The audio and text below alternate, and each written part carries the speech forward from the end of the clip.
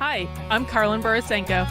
In early 2020, I was the knitting Democrat who accidentally went viral on the internet for going to a Trump rally and then left the party.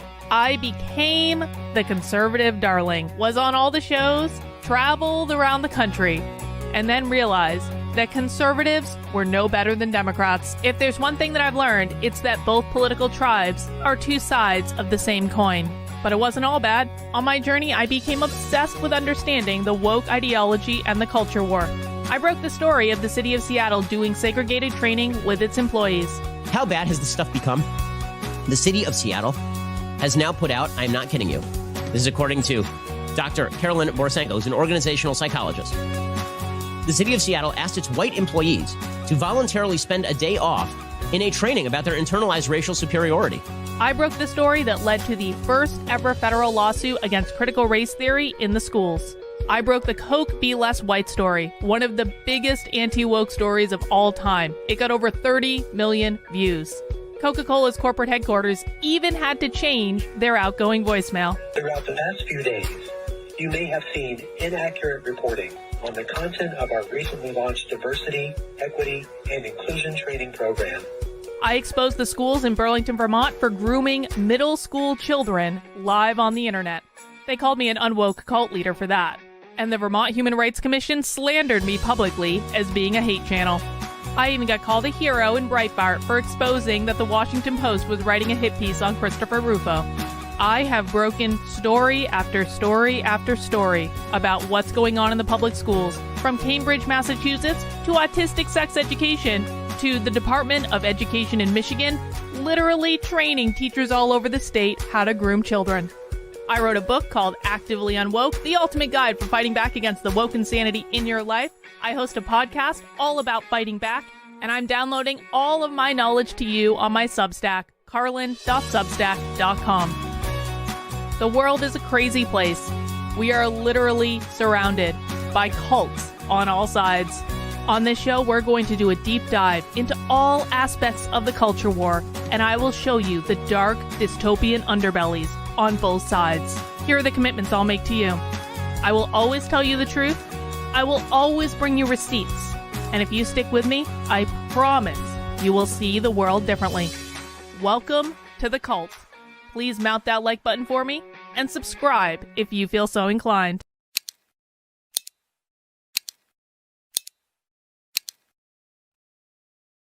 Well, hey, everyone. Welcome to The Cult. The Cult is a show that I stream Monday through Friday on this here YouTube channel, on X, the platform formerly known as Twitter, and on Rumble, where we talk about all aspects of the culture war. And of course, it's Friday, which means it's happy hour. We made it. We did it. We got through another week. Happy hour is a day where, well, we do what we do every day on this channel now. We used to just do it on Fridays, but now we do it every day, where we watch woke training from start to finish and we talk about it. But the difference between happy hour and normal streams is we have beer. We have beer. I went to the craft beer store. I got 4 beers. I'm not going to drink them all on stream, but I am going to talk a little bit about the beers. And you guys do get to vote on the beers. And you guys get to vote which one I drink first. And we're going to get to that. And we've got, guys, an amazing presentation today. We are so lucky to be able to have the presentation we're watching today, and I'm really excited about it. I just want to take a quick pause to talk about something else first, though. This is really only for regulars on the channel, but I just want to let people know. So we just had, right before the stream started, a little kerfuffle in the chat where Sarah with an H popped in, and I just want to address this because I don't want there to be any rumors started. And this is only for my... Something just fell down behind my desk. This is only for like regular viewers on my channel, okay? Here's the thing. Sarah with an H was hanging around my chat for like several months. I mean, she was around here all day, every day, very consistently. Every once in a while, Sarah would get whiny and complainy and try to guilt trip me into doing something that I didn't want to do because she did the typical conservative thing where she whined and she played the victim and I didn't want to deal with it. And so when she did that, she would get shut down pretty easily. okay? But it just kept happening over and over and over and over and over again. You guys know I have rules on my channel. There is only so much bullshit I will deal with on the internet. The rules are, number one, don't be a dick. Do not insult me. Do not insult other people in the chat. I can do whatever I want because this is my house. You are in my house. You don't need to be here. You are welcome to go off and find all the other people on the internet who are doing this, which there isn't anyone. So best of luck to you. But when you're in my house, you're going to play by my rules. Number two, no fucking whining. We are not in elementary school. We're not even in high school. We are doing college level work. And as such, I expect people to rein in their inner fucking kindergarteners and no whining. I can't deal with it, okay? I wouldn't have to deal with it if I was in the real world. I don't want to deal with it here. Sarah with an H, I don't even know when this was, like maybe a month ago, maybe 2 months ago. Sarah with an H, and you guys don't know this because I didn't say it at the time. After being an active member of my chat for a long time, after knowing the rules, had a massive hissy fit meltdown in my comments. And basically, I told her to get screwed because I wasn't going to deal with this, and I won't deal with it with anyone. I don't care if you've been funding my work for years. I really don't. I will not deal with whining and complaining and hissy fit meltdowns if you don't get what you want. Well, Sarah then left, and she was secretly watching the stream. She just wasn't participating in the chat. And we know that because she ended up getting like a membership when someone bought memberships on the channel. Anyway, Sarah just popped back in. She came in. Are people here? I miss people. I miss people. Let them know I miss them. And then I popped in and I told her, basically, you can stop. If you just stop whining, you can come back. And she said, no, Carlin, you need help. Well, go fuck off, Sarah. Go fuck off. If you come into my channel and whine and complain and play the victim and insult me, I'm just going to permanently ban you. So I wanted people to know what happened because she was around the channel for a while. I don't want any rumors to get started. She knew the rules. She knows how I operate. She could have come back and put her victim fucking complex aside and been a part of the community. She chose not to, guys. You are responsible for your own behaviors. You are responsible for your own feelings. And when you're having giant hissy fit meltdowns in my comments because you're being told something you don't want to hear, I'm just going to remove you. I'm sorry. I care far more about this, about being able to do my research in peace, than I do about your feelings. And that goes for everyone here. I care more about being able to be productive and to research what I want to research and to watch what I want to watch with not being whined at. Like, I don't fucking have children for a reason. If I wanted to be whined at in my ear, I would have kids. I don't have kids. So what we're doing is more important than your feelings. And if you can't get over that, you will be permanently banned from my channel, just like Sarah. And now she can go off and cry in the internet ether for all I care. Maybe I had some feelings about that. Pent up feelings from having to be whined at on the internet. Anyway, with that addressed, we're putting that behind us because we've got something uber exciting to watch today. And I have to tell you guys, I have to do a big shout out and a thank you to my new best friend. His name is Stu Studio, which I appreciate the name as well. It's a great reference. Stu Studio apparently is just this guy who in his free time, he likes to do stuff like I like to do. Like he likes to send FOIA requests to places like James Madison University. And apparently, like he's got all this great content on his Twitter. He's got all this great content. I'll take you onto his Twitter. I definitely recommend people follow him.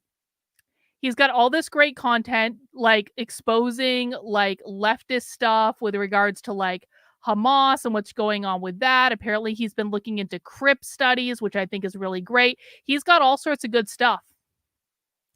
And one of the things that my new best friend did was he FOIA'd a bunch of information from James Madison University. And the thing that he FOIA'd was apparently James Madison University last year did a queer teach-in on pleasure activism. Now, if I'm honest, I'm pretty sure I had actually heard about this, but I couldn't find the video for it, and so I didn't go the next step and FOIA the video, but thank God Stu Studio did, because he put the video on Twitter, and we're gonna watch it, and I'm really excited about it. Here is his description. This is on his YouTube channel, which doesn't have that many subscribers, so I definitely encourage everyone to go over and subscribe. I will pop the link in the chat. And it's tagged in the description as well. Because, guys, listen, we always need to give credit. We always need to support people who are doing this stuff. Stu Studio is a guy that is a normal guy with a job that does this stuff in his spare time. Okay? So we always need to be giving credit to people like this. We always need to be supporting people like this, because this is the hard part that most people don't want to do. So when you find people that are doing it, make sure you reach out and put your arm around them and say, I got you, bro. Because this is the stuff most people don't want to do. Here's the description. On October 4th, 2023, Adrienne Marie Brown presented her work on pleasure activism at James Madison University as part of their queer teach-in. The teach-in was hosted by James Madison University's Women's Gender and Sexuality Studies Department. As you will soon hear from JMU's coordinator of cultural affinity spaces, Quinn Riley, the conversation serves as the nucleus of the queer resistance teach-in. And then it says footage obtained via FOIA request. And that wasn't the only thing that our new best friend, Stu Studio, got. He also got the speaking agreement, which shows that James Madison University paid $5,000 for the presentation that we're about to watch. See, everyone has said to me for years, they're like, Carlin, you're grifting on the internet. You're grifting on the internet. I'm like, yo, you don't grift by being the conservative darling and then becoming a libertarian and making all conservatives hate you and then talking about socialism on the internet all day, every day. That's not a grift. The real grift has and has always been corporate training. If I was really a grifter, man, I would go back to corporate training in a heartbeat, because I made more money than this. My cost for a keynote speech started at $8,000. I made more money than this for a 1 hour effing speech when I was doing corporate trading. Oh God, someday I'm going to go back to doing corporate training, and I'm just going to like float on that. I'm going to go on nice vacations, and I'm never going to worry about socialism.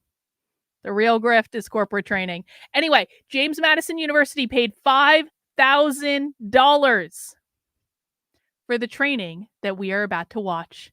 And I'm really excited about it. And I hope you guys are excited about it too. Please do mount the like button for me, if you would be so kind. Per usual, there is a shocking disparity between the number of people who are watching me right now and the number of people who have mounted the like button for me.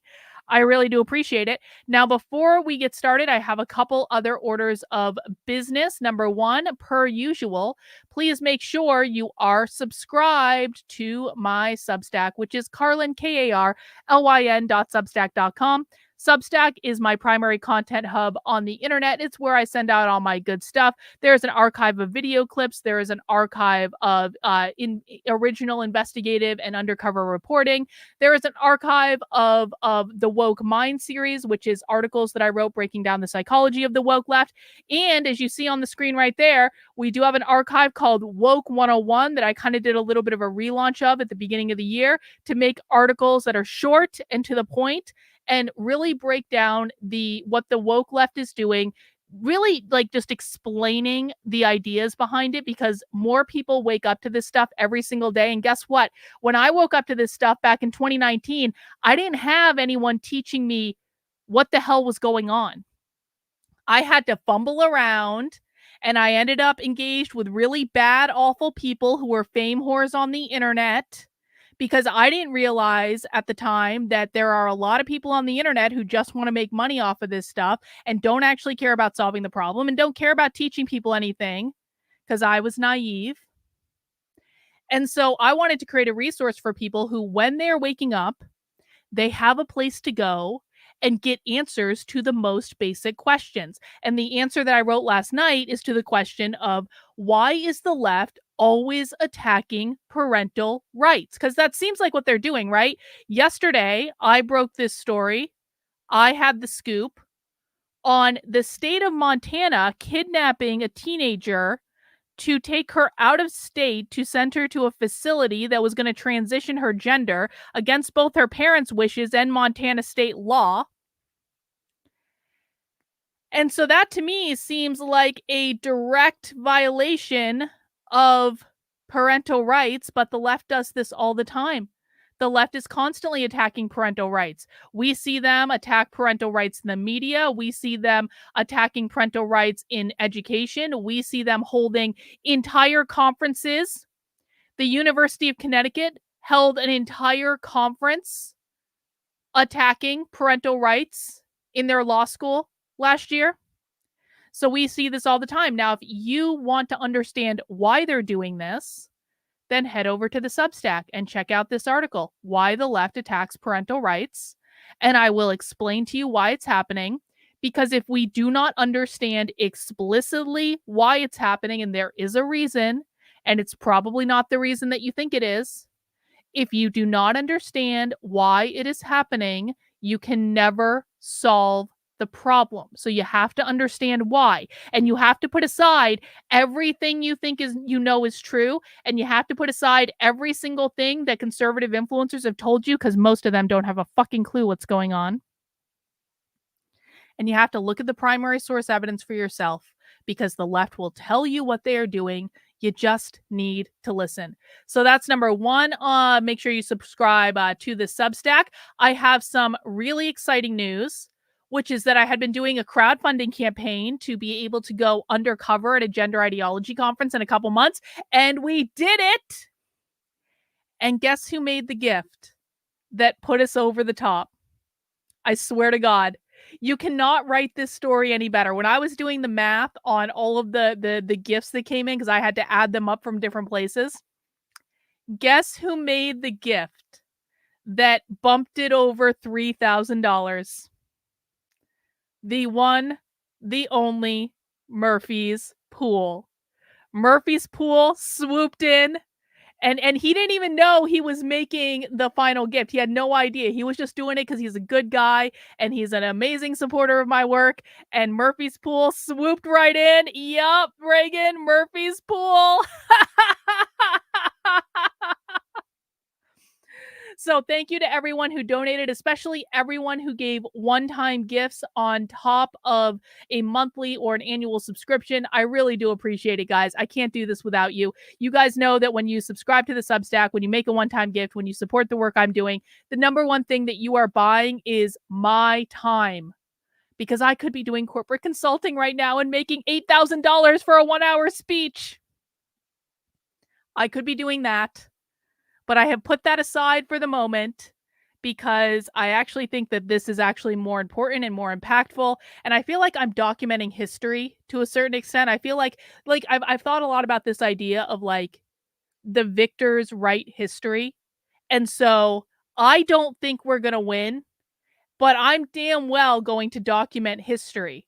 And at least there will hopefully be some record of some crazy dissident, crazy woman with tattoos and weird hair documenting history in this moment that will surface someday.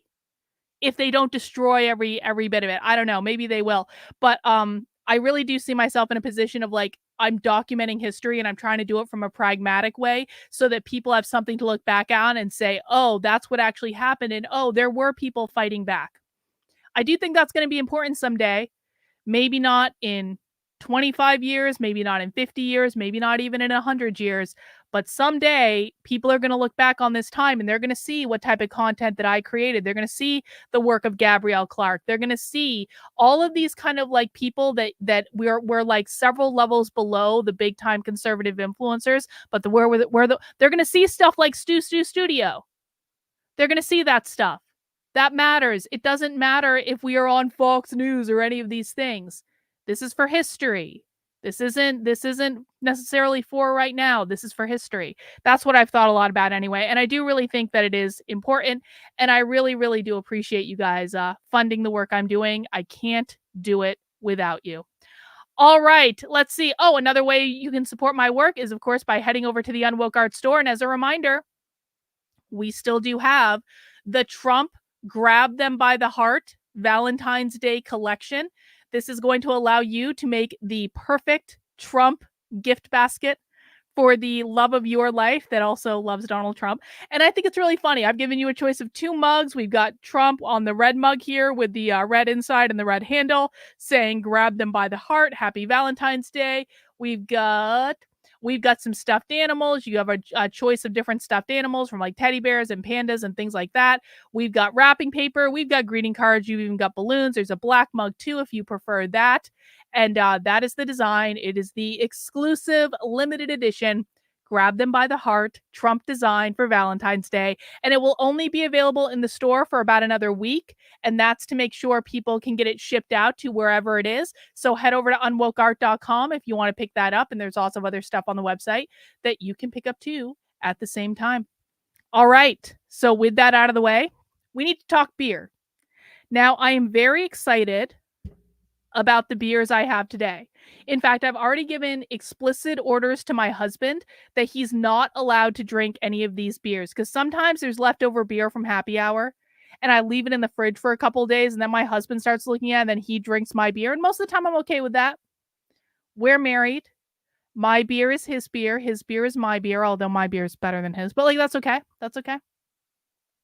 But this time I said, Victor, no. Hands off my beer. I want to try all of them. Okay. So here's what we're going to do. I'm going to tell you guys about the different beers that I got. And then you guys are going to get to vote on which one I drink first. And this one, if you think I didn't buy this beer just for the can, because I have a beer can collection on the other side of this office, of course I did. Come on. That's a kick-ass can. So why don't you buy it and send it to him? I don't want to send... That's actually kind of a funny idea, though. Maybe I should send one to Nick. I don't know. We'll see. So this beer is a collaboration between the Granite State Comic Con and Great North Ale Works out of New Hampshire. And of course, it has a brain with an eyeball on it, which got my attention. And it is called Bumbleberry Fiend. And I don't really know much about it other than it's a sour beer. And I'm going to assume it tastes like bumbleberry. It is a bumbleberry blonde ale, the official beer of the Granite Con 2023, I guess. Granite State Comic Con. There we go. That is option number 1, Bumbleberry Fiend. Option number 2 is from Spyglass Brewing Company. Spyglass Brewing is a really great brewery that I really like. I think they're out of Nashua. Yep, out of Nashua. And this is called Superconductor. And it is a sour ale with lactose, blue raspberry. So this beer might be blue. So that's fun. Let's see. Lactose, blue raspberry, pineapple, peach, banana, vanilla, and marshmallow. And that's called Superconductor from Spyglass Brewing. Next up, you guys are going to love this one. I have got to get a sponsorship from Pipe Dream Brewing. Pipe Dream Brewing is in New Hampshire. I think it's in Londonderry, right? Yep, Londonderry, New Hampshire, like 8 miles down the road from me. And I drink Pipe Dream Brewing beers like all the time on this show. But this one is extra special. It's called Dream Machine. And you guys notice, it's got dogs. It's a dog beer. It's a beer dedicated to dogs. But not just any dogs. This is a creamsicle sour ale. And I need to take off my glasses to read this because the type is really small. This beer is dedicated to all of the ESD canine officers who, along with their handlers, form the tip of the spear in the battle against child exploitation. We are honored to showcase just a few of the many canine officers working everywhere to bring those who would prey on children to justice. And the description of the beer is indulge in a delightful harmony of our orange creamsicle sour ale. This zesty brew combines sweet, tangy orange notes with a creamy, smooth finish reminiscent of your favorite childhood treat. And it's dedicated to canine dog officers. Come on. That's the dog beer. And then the last one I'm also excited about. It's one from one of my favorite breweries for more smoothie style, dessert style beers. That's Drecker. And I'm pretty sure Drecker's out of Colorado. Pretty sure. And this one is a lemon meringue pie sundae sour with Sicilian lemon, pear, cream of coconut, vanilla soft serve ice cream, granola, brown sugar, vanilla, and lactose. So that's going to be a beautiful beer. It's going to taste just like a lemon pie.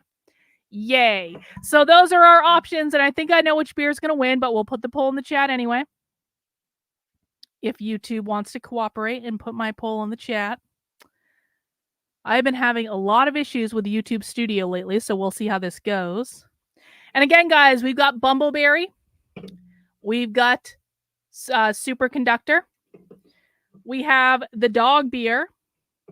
And we have the lemon pie beer. And while you guys are voting on that, I'm going to get the sound set up for this here presentation. And then we're going to see what's what. Do you guys see the poll? Did the poll go? Dogs are winning? Okay. Obviously, the dogs were going to win. Obviously, I can't even see the poll on my end. I cannot even effing see it. I hate YouTube Studio now. Okay, bot, you see it? Okay. I'm just going to assume the dogs are going to win.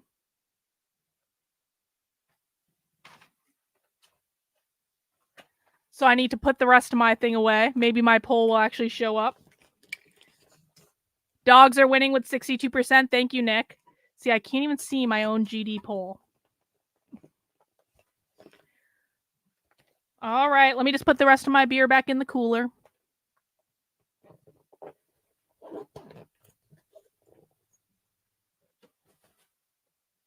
All right, let's get our dog beer poured. Yeah, see, Stu Studio wants the dogs too. Exactly. Now I can finally see the poll. Cheers, everyone. Happy Friday. If you're drinking something fun, put it in the chat. Let us know.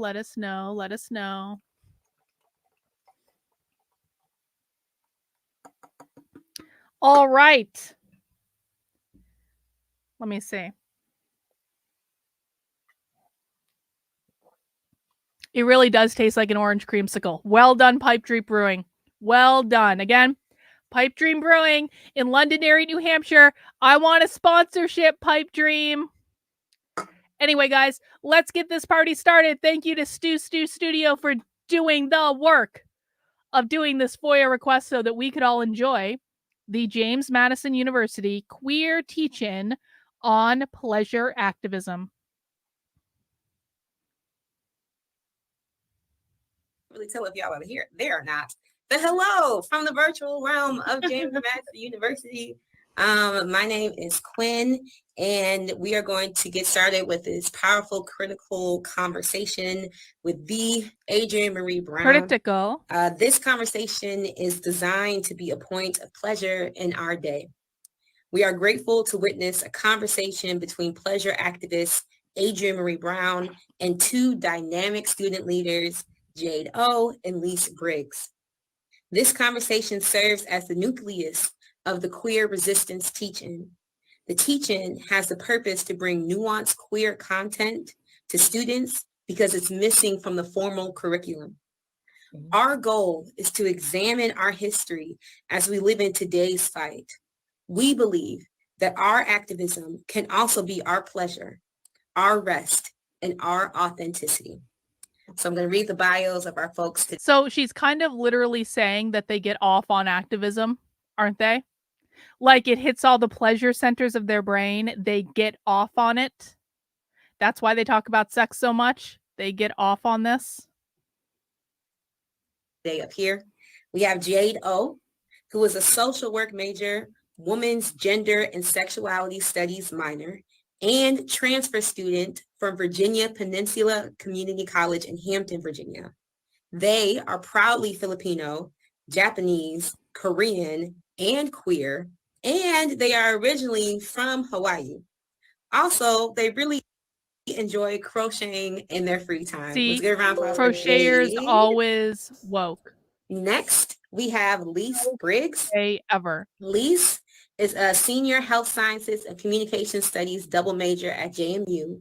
She is from Richmond, Virginia. She is the president of the Black Student Alliance, as well as a member of Esteem Models. Let's go up for Lise. Last but certainly not least, we have the Adrienne Marie Brown. Adrienne Marie Brown grows healing ideas in public through her multi-genre writing, her music, and her podcasts. Informed by 25 years of movement facilitation, somatics, Octavia E. Butler scholarship, and her work as a doula, Adrienne has nurtured doula? I wonder if she's an abortion pleasure doula. activism, radical imagination, and transformative justice as ideas and practices for transformation. She is the author and editor of several published texts, a co-generator of a tarot deck, and a developing musical ritual. Tarot deck. Thank you again. So excited for this conversation. I'll give it away to Jade and Lise. Hello. Hey. Oh, Lisa, thank you. There you go. Hang on. Hi, everybody. Bot, did you know that Sophie is creating her own tarot deck based on memes? And originally she just posted all the cards with the memes and she didn't have the explanations, but on her Instagram, she's been updating the descriptions for the tarot cards. And it's like the most Sophie thing you've ever seen in your life. Hi. So how is everyone doing? We're just I think that's a good place to start. Mm-hmm. Got a thumbs up. Okay. Feeling good. I'm doing good. I'm feeling sweet. Yeah, I'm admittedly a little nervous right now, but I'm trying to. Really? Where do you feel that in your body? It's really like in the chest, and sometimes like my stomach, but mostly the chest right now. Yeah. I find it helps to just bring my hands, like when I'm feeling alive, Yeah. just bring my hand to the place and Really? just I'm like, oh, this is my aliveness. Nervousness is just that. It's just being like, oh my God, I really feel alive right now. The stakes are high, higher than usual, you know? How are you, Lise? You know, This is creepy. I'm very calm. I'm very zen right now. I'm just happy to be here. Yeah. Well, so to further contextualize the teaching, like Quinn mentioned earlier, honestly, the whole point of it is to provide missing curriculum and highlight the interest and the need and the timeliness of this curriculum to admin at James Madison University, because there is a lot of students here, including myself, and including Grace. Like there's a yearning for deeper, more nuanced conversation about queerness, and so but knowing why we're here, Pop quiz for the chat. What does queer mean? What does queer mean? Just in case there are new people watching, we want to make sure we are clear on our definitions. Queer means being against the norm. What else does queer mean? Queer, Studio knows. Oh, this is great. Queer is anything that is atypical from society. Queer is non-normal. It means against convention. Queer means to stand up to normalcy, which is capitalism, to do everything to like undermine the things that uphold capitalism. Far left queer is a far left political ideology. It's a Marxist political ideology. It's an ideology that resists the norms. It goes against the conventional, opposite of the norm, going against the norm. Well done, guys. Breaking normativity. Exactly. And remember, guys, all of the norms that queer seeks to disrupt are the norms that uphold capitalism. So they believe capitalism created the gender binary.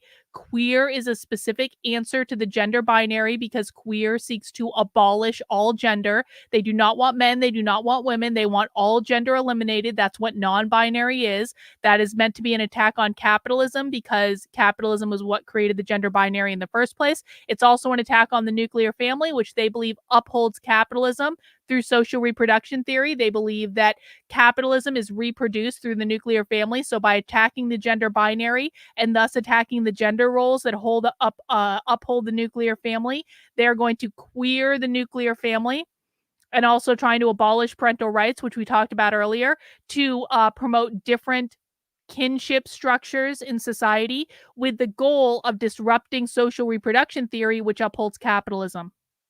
Does everyone understand that? If you don't, please ask questions in the chat. When you see them queering math, that is about infusing equity into math. So basically it's about teaching like just different concepts related to Marxism into math class.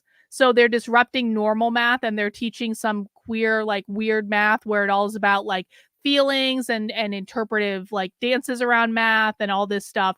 I'm not going to go into that. Like I have a video, Stony Baloney, I have a video on the channel from like probably 2 years ago where I read the entire anti-racist math teacher training textbook.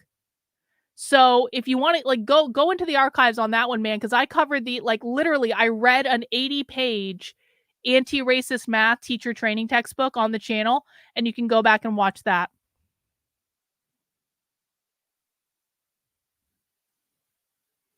Michigan, as I said to you on Twitter, you need to wrap your head around the idea that this is not the UN.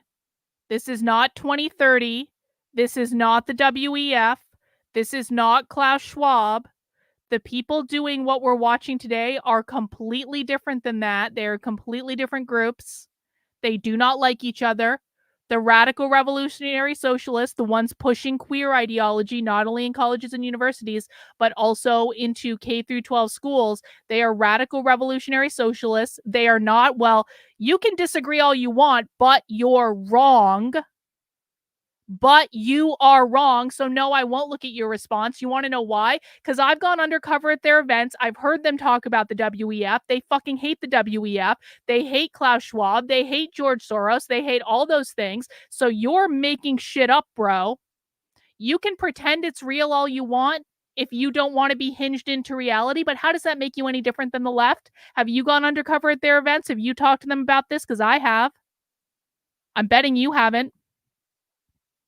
The people that are pushing this ideology do not get along with the globalists. They are completely different groups. They are completely different ideological structures. They believe the WEF are capitalist, bro. No.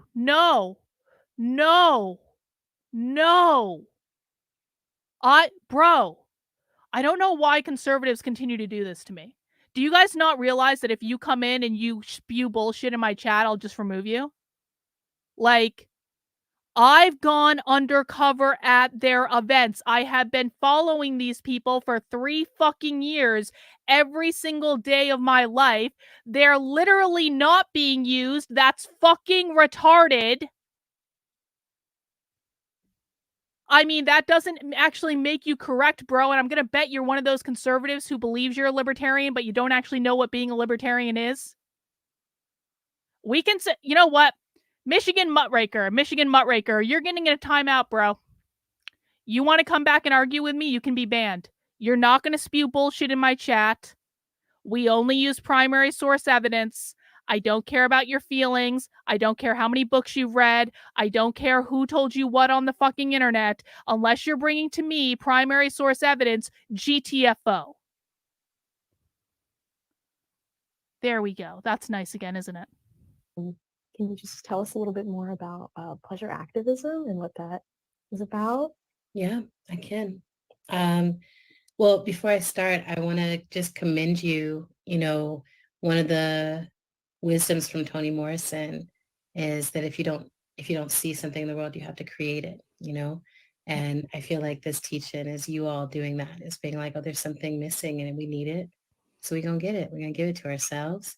And it's culture shifting behavior to take responsibility for your community and for your space and shift culture. So just wanting to affirm you and affirm everyone who is tuning in.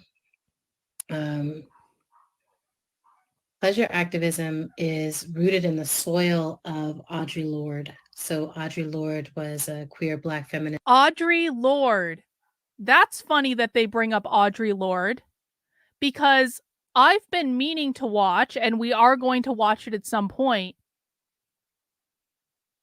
this presentation from Arizona State that we were supposed to watch this week. We were supposed to watch it yesterday, and then it got postponed because there was breaking news. The master's tools will not dismantle the master's house. Does anyone know who said that, or who talks about that an awful lot? The master's tools will not dismantle the master's house. Where'd that come from? Where'd that come from? Anyone know? That's Audre Lorde. So isn't that funny? Isn't that funny that they're also bringing Audre Lorde up in this? Isn't that funny? It's almost like it's all connected. This poet, writer, organizer, and she wrote this text called The Uses of the Erotic as Power. And it blew my mind the first time I read it, which is when I was in college. So I was like y'all's age. And you can hear her. I always tell people you can go look online for Audre Lorde Uses of the Erotic, and you can listen to her reading it. And I read it, and it was one of those things that shifted something inside me that was it's going to take me a long time to even understand what just shifted. But she planted the seeds into my body that my natural state was not despair or self-negation or depression, but was actually this erotic aliveness. So that seed germinated in me as I was doing all kinds of movement work. I did harm reduction work with active drug users and sex workers. I did electoral organizing.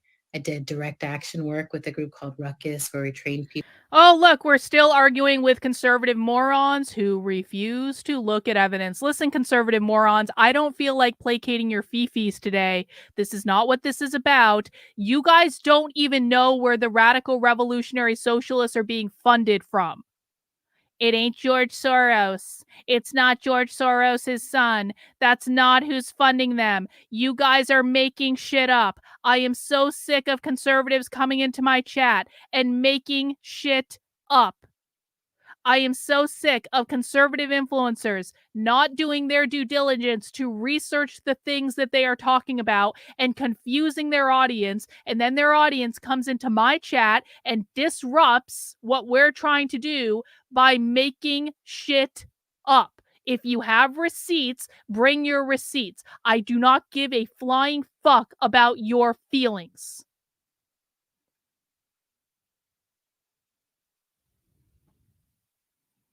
People in doing civil disobedience, many of whom have gone on to do massive, beautiful acts of civil disobedience in...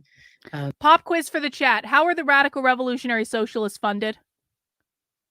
Do you guys know this? How are people like her funded? We know she's getting paid for this. How are the radical revolutionary socialists funded?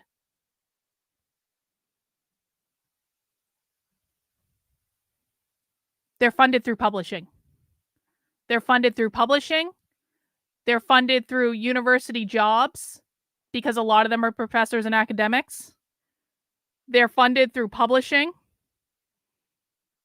They have massive book publishing empires. Publishing. They do publishing, educational materials. I'm so glad you guys know this. Publishing. They are a lot of them are academics, so they're absolutely getting money from that. Absolutely. A lot of stuff going on in academia is funded through grants. They'll take money from grants, but that doesn't mean they like the people giving them the money, but they use the money because it's in service of the revolution. Publishing. They're funded through grassroots. They sell books. Yeah, they do that. They do ask for that. I don't think that's a big part of what they do. Publishing, books, Haymarket. Exactly. Haymarket is the biggest socialist book publisher in the United States. Exactly.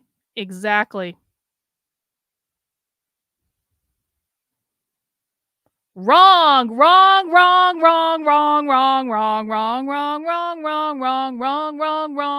No receipts. You have no evidence to show that because it's just not true. You want to keep spewing bullshit in my chat? No.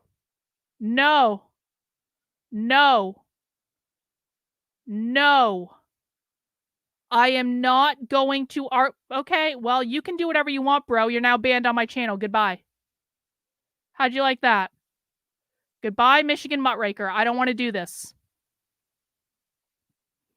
Michigan Muckraker went within the last hour from recommending my work on Twitter to now being banned on my channel because he couldn't get his shit together. Now we're going to have the conservatives are going to start whining because this is what happens every single time. People are like, it's the WEF, Carlin. We can't even get through a fucking presentation without conservatives doing this. It's the WEF. Why can't you're just an echo chamber? Where?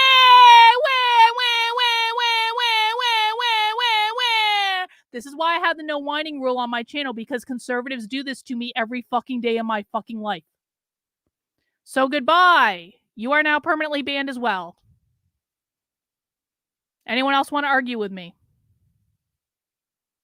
I'm so sick of this. I just want to be able to watch presentations without conservatives getting all in their fucking feelings in my chat. And to be able to actually hinge into reality. It's been bad lately, guys. I'm so fucking sick of this. The people who actually listen to what we're watching know who funds this stuff. They know because they actually listen. And Pikachu is now permanently banned in my chat as well. Does anyone else want to be permanently banned right now so that we can actually focus on what we're doing instead of your fucking whining and your feelings, conservatives? Facts don't care about conservative feelings. Who else wants to be banned? No one? All right, let's continue.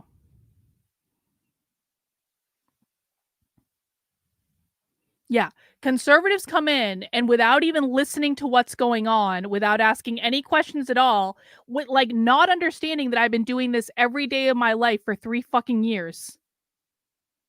Just come in, Carlin, you don't know what you're talking about. It's really this. Like, no, it's not, bro. No, it's not. You have no fucking idea. Shut up. Seriously. The movement over the past decade. And inside of all of that work, I was like, we seem to be forgetting ourselves as bodies that need pleasure. We seem to be forgetting that there's a politic to our pleasure and a pleasure to our politic. And there is a politic of feeling good, like who believes that they deserve to feel good, and how do we reclaim the right if we have been oppressed, if our lineages have been oppressed, so that the norm that has been created for us is that our bodies are for labor, our bodies are for other people's uses, our bodies are to serve capital. Bing! Pleasure activism to me Hang is on. a way that we reclaim. What did she just say? What did she just say? Our bodies are to serve capital. Which we might have missed had we, been arguing with the conservative morons in my chat. Let's listen to that again. So that the norm that has been created for us is that our bodies are for labor, our bodies are for other people's uses, our bodies are to serve capital. What does that mean? Our bodies are for labor, our bodies are for other people's uses, our bodies are to serve capital. I'm going to clip that. Where's my little clipping tool? Oh, hang on. Discard. What does that mean? Our bodies are for other people. Our bodies are for labor. Our bodies are to serve capital. What does that mean? What is that a reference to, guys? Their bodies are the means of production. The people are the means of production. They are oppressed under the force of capitalism. Their bodies are not free under capitalism. They are slaves under capitalism. People are the means of production. People are oppressed by capitalism. Yes, social reproductive theory. It is definitely getting back to that. Unpaid labor of childbirth and raising children who are the future oppressed proletarian workers. They belong to the well, they do, but that not in this case. Not in this case. They're not talking about their bodies belonging to the collective in this case. She feels exploited by the capitalist state, even though she gets 5,000. Well, that's true, but she's allowed to do that. She's allowed to do that because she's taking capital from the capitalist oppressor in order to further the revolution, and so she's allowed to under socialism. Abolishing the family because our body belongs to the family, which belongs to capitalism. Good answer, Kaiwan. Exactly. I just want to clip that real quick, guys. Stick with me. 1 sec, and then we'll just let it play from there. Just got to get my fancy recorder all set up.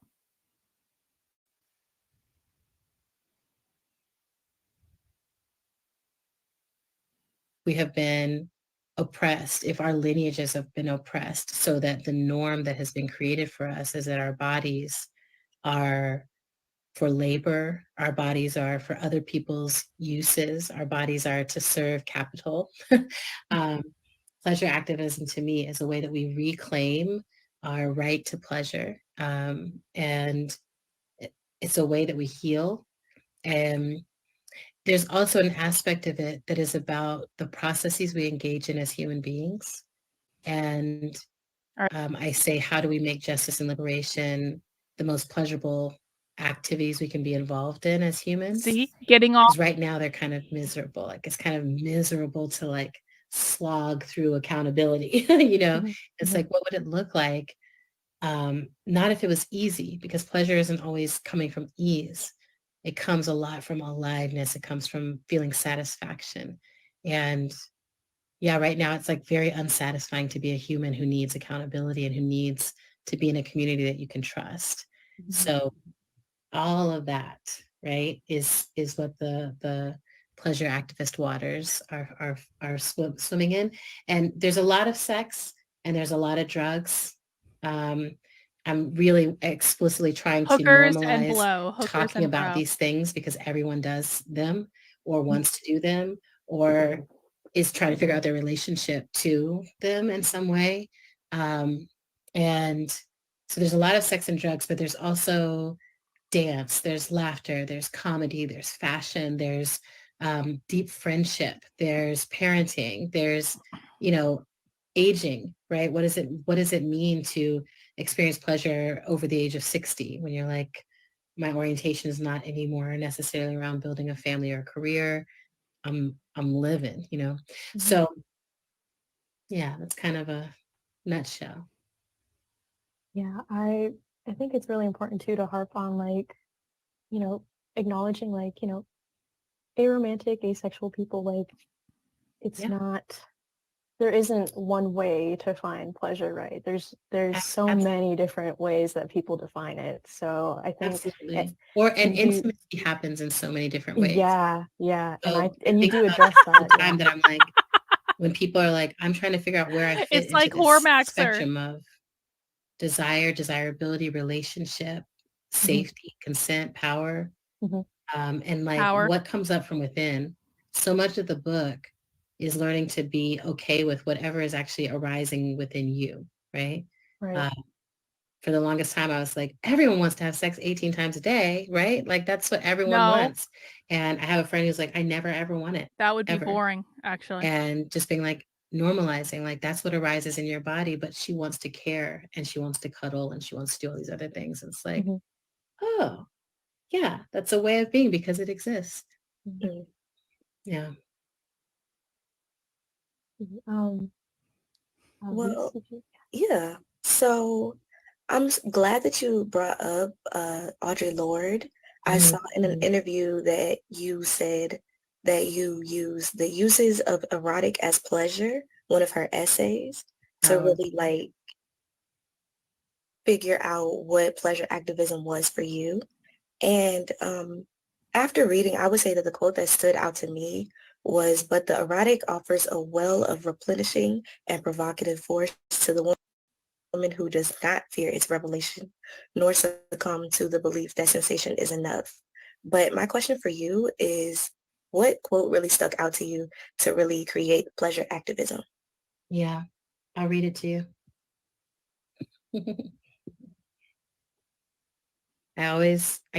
Part of why I think I did this book was so that I could have this essay in a place that was always available to me. I was like, I just need it by me every single day, all the time.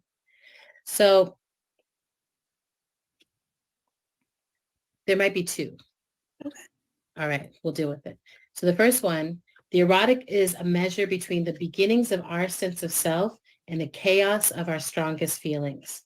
It is an internal sense of satisfaction to which, once we have experienced it, we know we can aspire. For having experienced the fullness of this depth of feeling and recognizing its power, in honor and self-respect, we can require no less of ourselves.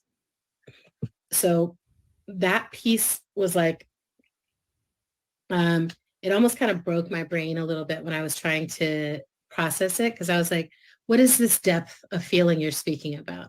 You know, I lived a lot of my life from the neck up, and I was just like, I think really hard, and I feel from my thinking self, you know, like I get upset and I'm like, analyze that, process that, think about that.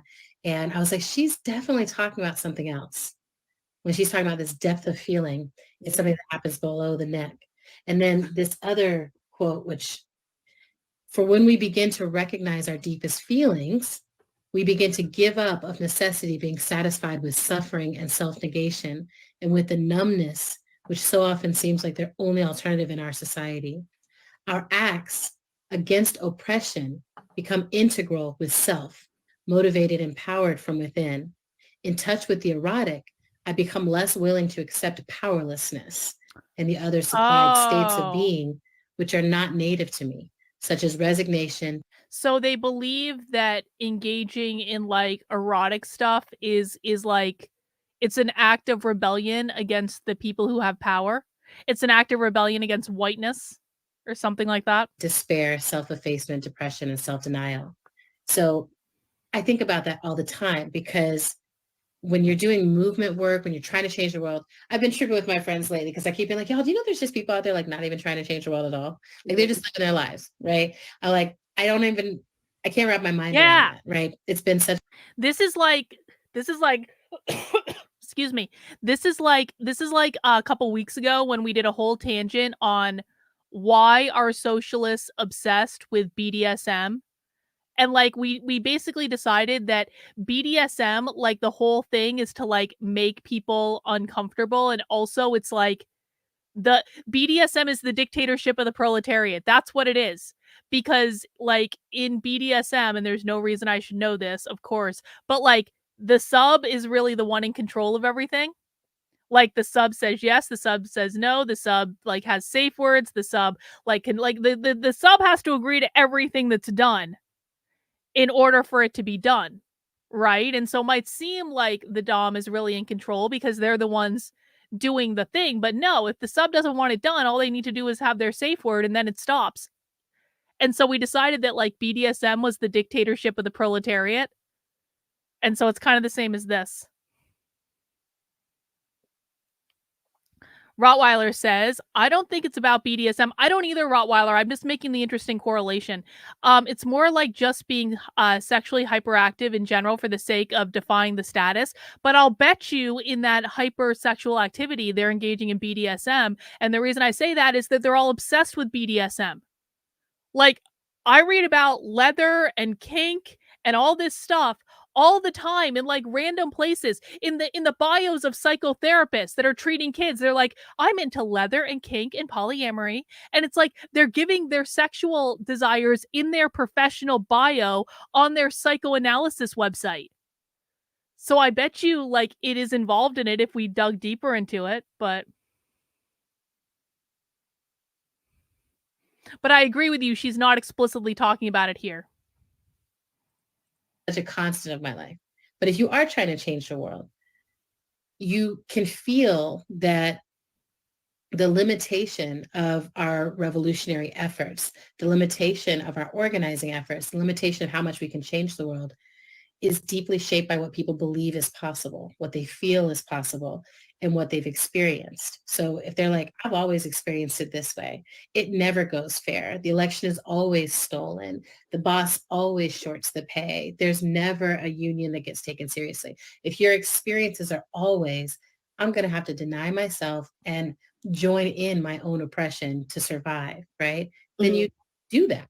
And you start to shape yourself into the space that society has made available for you. And what I found in her work was the invitation to say, my existence means that the world needs to be shaped in such a way that it can accommodate all of who I am, right?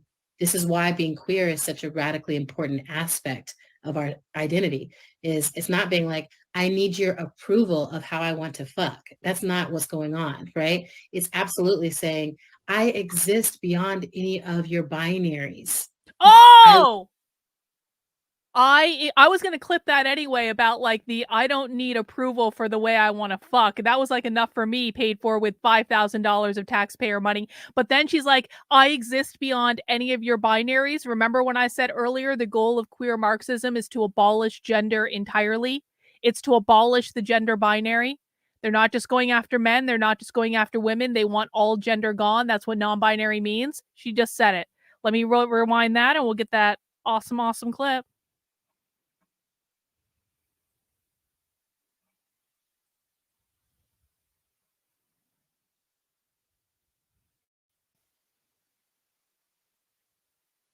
Taxpayer-funded Marxism.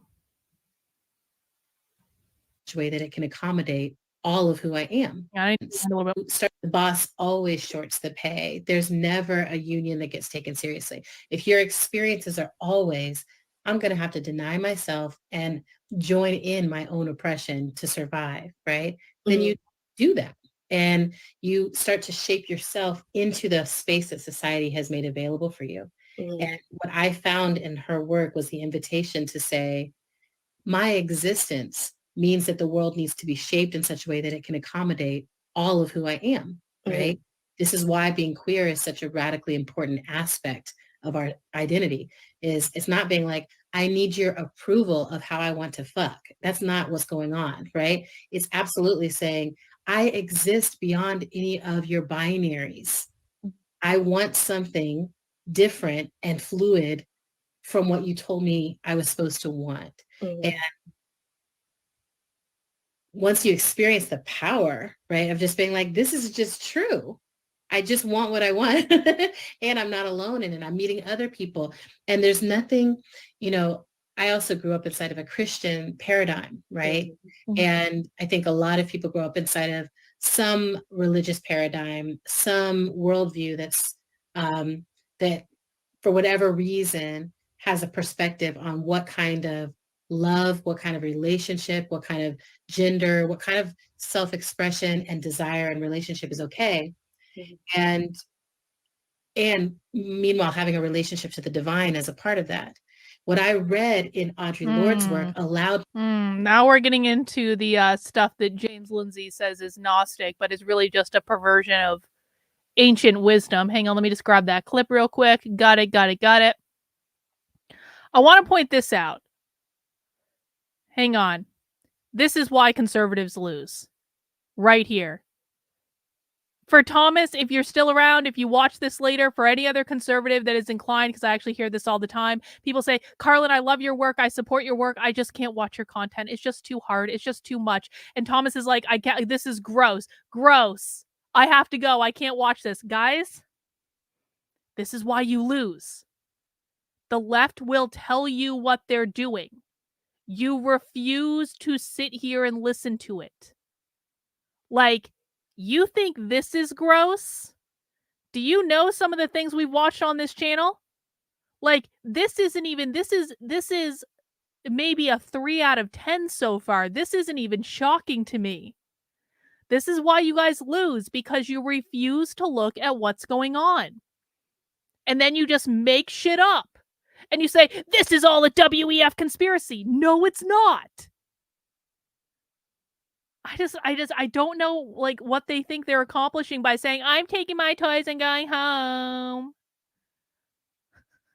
Me for the first time to say Yeah. this thing that's moving through me that is fluid and powerful and does experience desire that I was not told I was allowed to experience, and doesn't experience gender in the ways I was told to experience it. This part of me is divine. It is the divine power of aliveness moving through me. And maybe humans have misunderstood the divine gifts that we've been given. And so we've written our books to the best of our ability. We have translated, we have written down what we received from God, what we received from the divine forces of the world. But maybe there's more to it. I read the uses of the erotic as a divine text. I read it as an invitation from Audrey. Hang on, we got a good question from Douglas. Douglas, good to see you again. I don't think you've been around for a while. Douglas says, what is the opposite of queer? No, the opposite of queer is not unqueer. The opposite of queer is is normativity. Normativity, normal. What does binary mean again? Binary in this case is referring to the gender binary, which is that there are men and there are women and there are two, and it is a binary spectrum. And that's the way it is. That's what she's referring to. And what she wants is for there to be no gender, because the goal of queer Marxists is to abolish the gender binary. It's to get rid of men and to get rid of women and create a world full of they, thems. That's what she wants. Lord, to return to the direct relationship with the divine, which is an honest relationship with yourself, where you say something holy is moving through me, my breath. Mm-hmm. Right? Mm-hmm. That's already enough. The whole universe conspired to give me the miracle of life as I am. Now, this isn't, they do, but this isn't exactly correct. And we need to be precise about this. This is not exactly correct. The goal is not to destroy the concept of a male-female relationship. That's not the goal. The goal is to eliminate all gender labels. Now, in eliminating all gender labels, will you eliminate the concept of a male-female relationship? Well, yeah, because you're creating a world in which you're not going to have men or women. And so if you are creating a world in which there's no gender binary, in which everyone is non-binary, then inherent to that, you are not going to have male and female relationships. But that's not the goal of what's going on. That's just one of the outcomes of what's going on. Exactly. They don't want homonormativity either. What is homonormativity? Does anyone know? Pop quiz. What is homonormativity? Exactly. That's an outcome of what they're doing. It's not the goal itself. What's homonormativity?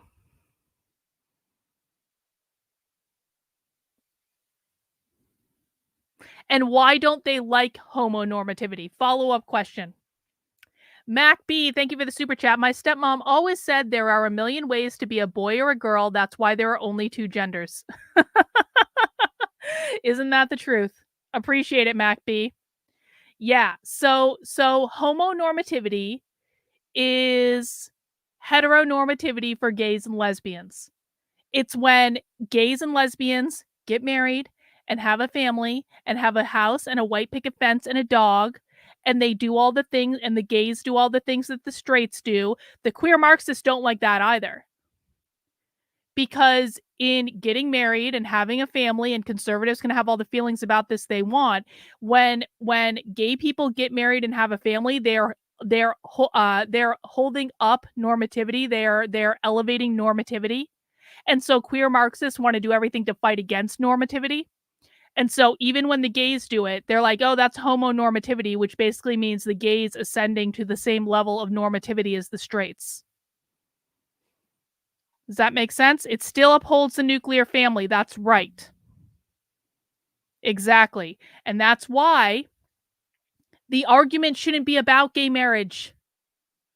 It shouldn't be about it. Because gay marriage, when it's just like two people getting married, settling down, getting a house, creating a life together, that's normativity. That upholds the nuclear family. It still goes against what queer Marxists want. So just leave them alone. You don't have to participate in their family. Leave them alone.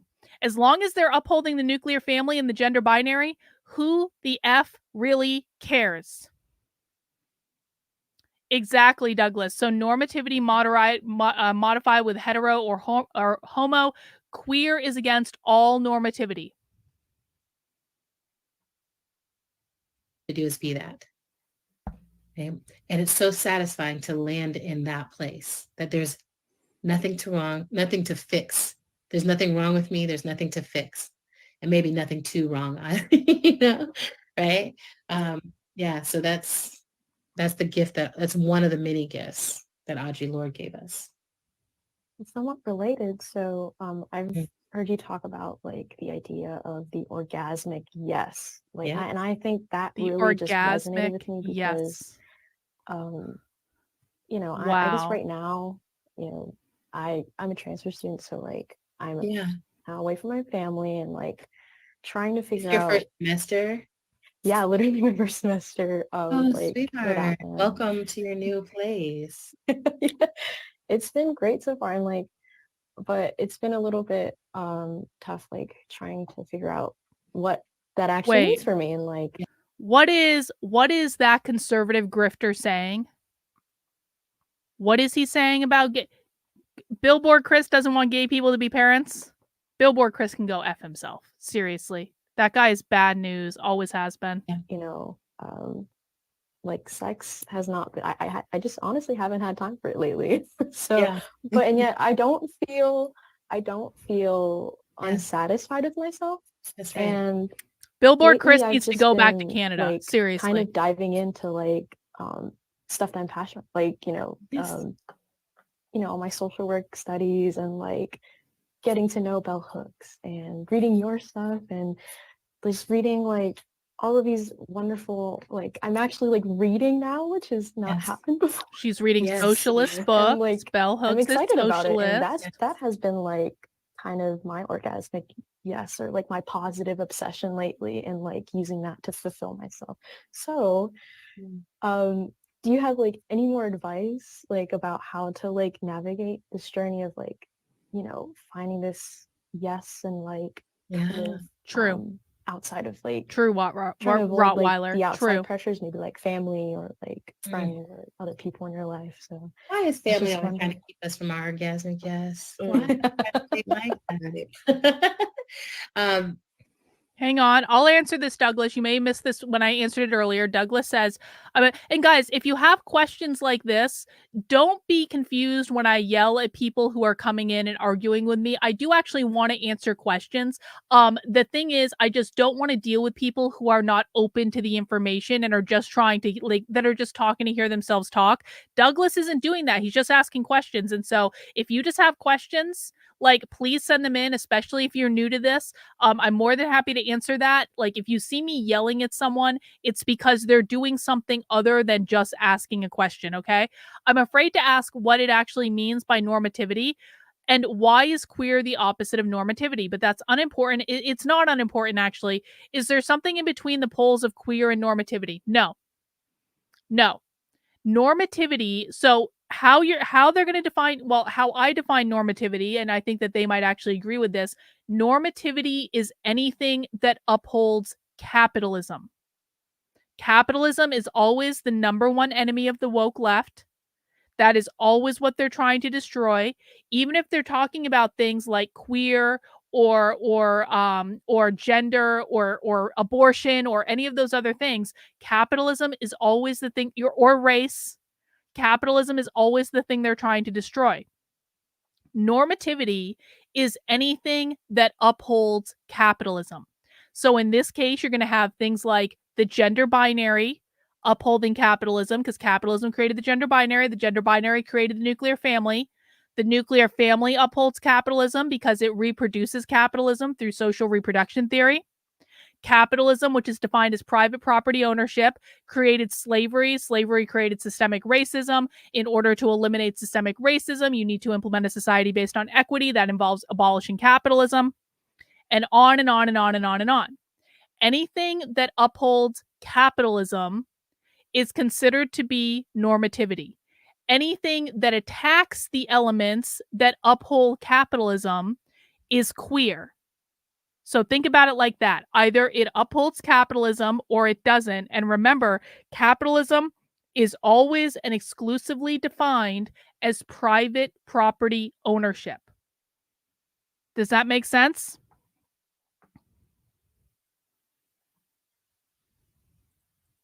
Yeah, I mean, I would say that what I've noticed about this is that there are so many ways to quiet your orgasmic yes. Wait. Billboard Chris said, I'm sorry, I'm blocked by him, so I can't see it right this second. Bot, I know you posted a link, though. Let me see if I can copy the link if my chat wants to work. Oh, I can't even see it. Anyway, my YouTube studio. Bot, can you DM me the link, please, on Twitter? Hang on. This shit with Billboard Chris is why I yell at conservatives. I swear to God. This is like why I yell at conservatives. Billboard Chris said, if you think gays having kids is okay, then you've lost your soul.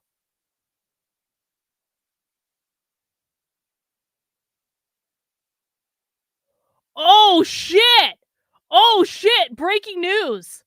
A jury in Manhattan just ruled that Donald Trump must pay $83 million to the Rape is Sexy lady. Holy shit!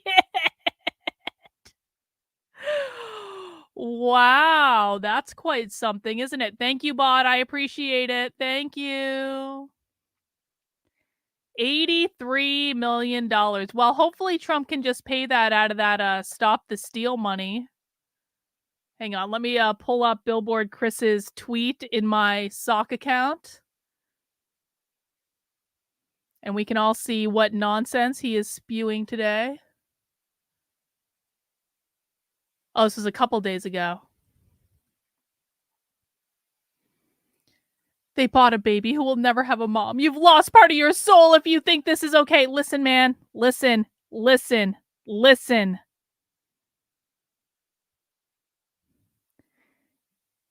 If those men are going to love that baby and care for that baby and provide for that baby and I don't know, I don't support that baby, then who cares? Then who cares? Where is the conservative outrage over all of the kids who are suffering without parents? Where is the conservative outrage over all of the kids who are suffering in the foster care syndrome? Who are abused by people who are just taking them in order to get that monthly check from the state? Where is the conservative outrage over that? You're telling me that two people who want to have a kid, who are going to love that kid, who are going to emotionally support that kid, who are going to take care of that kid, you're telling me they shouldn't be able to have kids? Go F yourself, bro. As long as they love that kid and provide that kid a supportive environment, and especially if they agree not to send that kid to public schools, I don't really care. I will start to agree with conservatives on this when conservatives show the least bit of intellectual honesty and make a big goddamn fuss over actual kids who are suffering without the love of their parents. I mean, am I wrong? How many kids don't conservatives give a flying F about that are in foster homes right now? How many kids are homeless that conservatives don't give an F about? But this is the thing that's the emergency? How many kids have parents who are drug addicts who don't even give a fuck what their kids are doing and never talk to them? How many conservative parents are abusing their kids? Indoctrinating them into all sorts of religious cults. And you're going to tell me this is the thing that makes you not want to have a soul?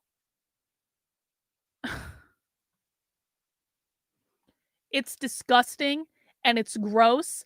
And this is how you know that Billboard Chris is a grifter shill that doesn't even belong in America because he's from Canada. And if he actually cared about this stuff, he would be focusing on it in Canada. But he came here because he wants to make money and be fucking famous and get internet clout without actually solving any goddamn problems. Can you think of an easier gig to get than standing on the side of the road wearing a billboard?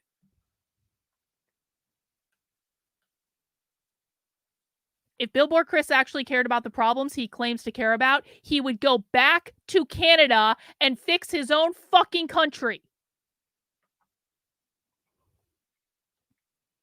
Peyton says, the baby is sitting on his chest because skin contact is very important for newborns. I think that's a sign they're going to be great parents. I mean, as long as they love that kid, man, that's a family.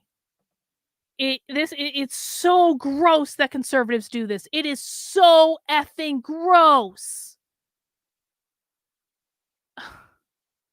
They ignore every real problem to create outrage over things that don't matter.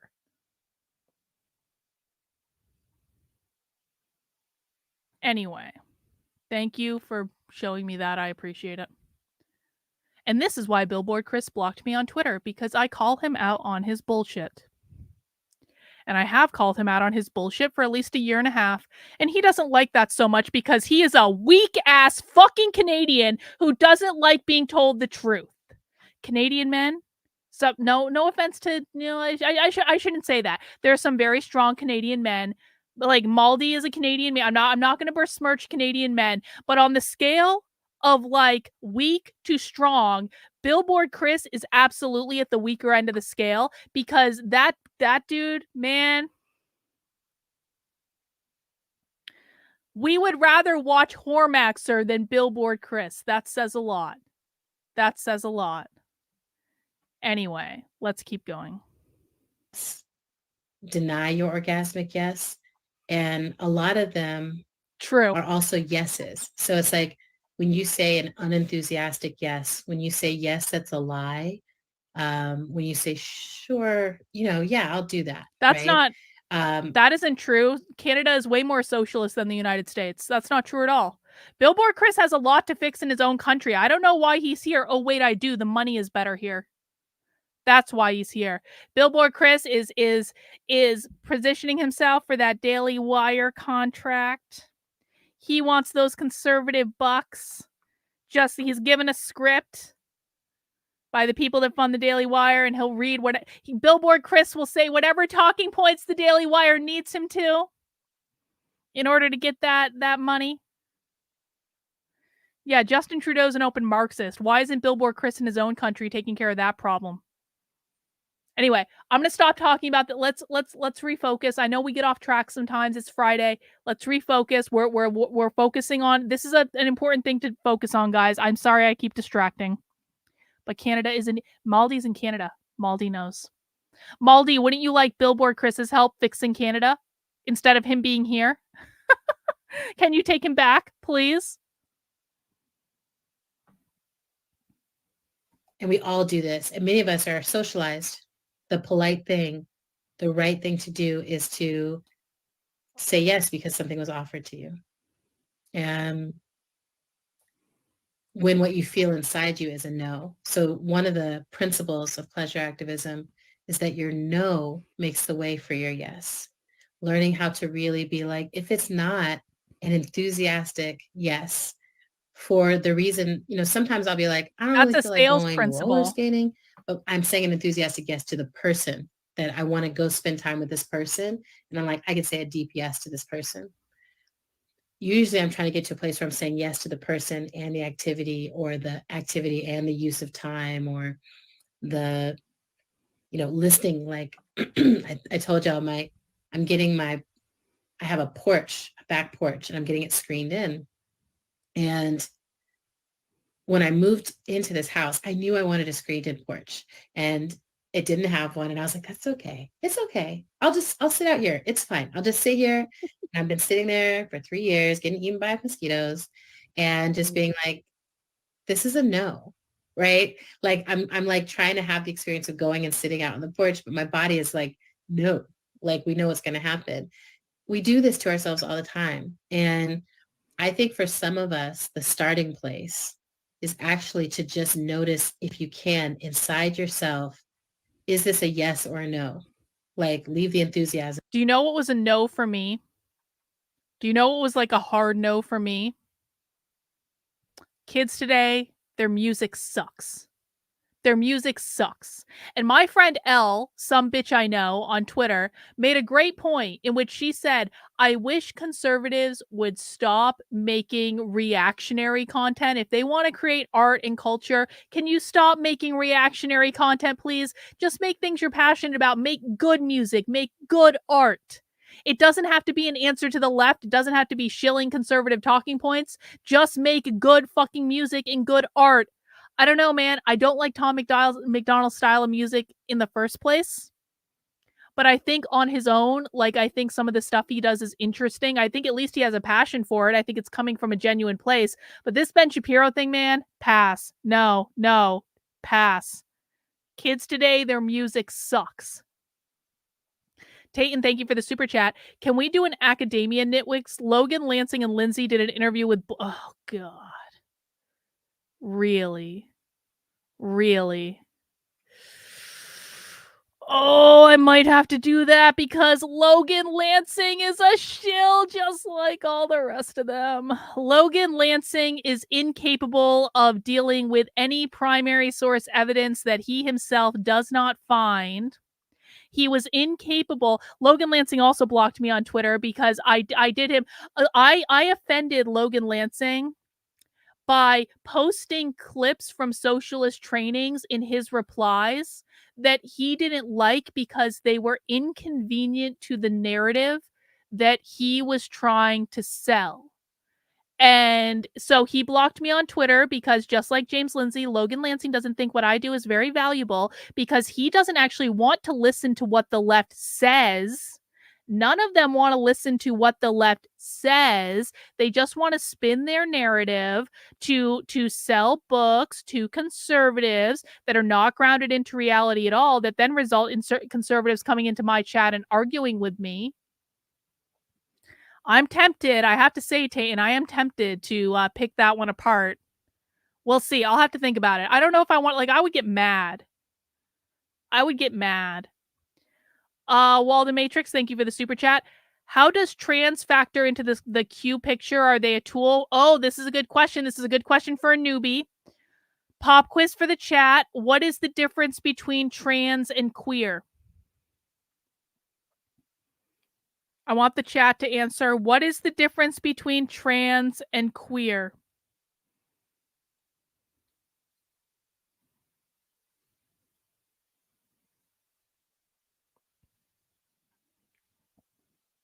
Trans upholds the gender binary. Queer seeks to abolish the gender binary. This is really, really, really, really, really important, guys. Your fight isn't with normal trans people, because normal trans people uphold the gender binary. Trans people uphold the gender binary. We like anyone that upholds the gender binary. Trans is still in the binary. Queer is out of the binary. Trans upholds the gender binary, upholds the binary, upholds the binary. Trans means transform or transcend gender. So close, Mac B, close. So here is the distinction. You will hear queer Marxists calling themselves trans. You'll hear them say, I'm trans and non-binary, okay? When queer Marxists are calling themselves trans, they do not mean transition. They mean transform or transcend. Normal people who uphold the gender binary that are trans, they transition from one gender to the other gender. Now, you can have all the feelings about that you want. But the reality is that when you're transitioning from man to woman or woman to man, you are still acknowledging that men and women exist and are two separate things. So when queer Marxists, and there is actually, I wrote about this on the Substack recently, you can see the evidence. Queer Marxists are trying to change the meaning of the word trans to mean, it doesn't mean transition anymore. It means transform gender or transcend gender. That's what non-binary is. So anytime you're seeing they, them pronouns flung around, that's not trans as in transition. That's queer. That's trans as in transform or transcend. Queer is anti-binary. Trans is binary. Trans is transition. Queer uses terms like transform or transcend. Exactly. You guys are doing a great job. That is the answer. That is indeed the answer.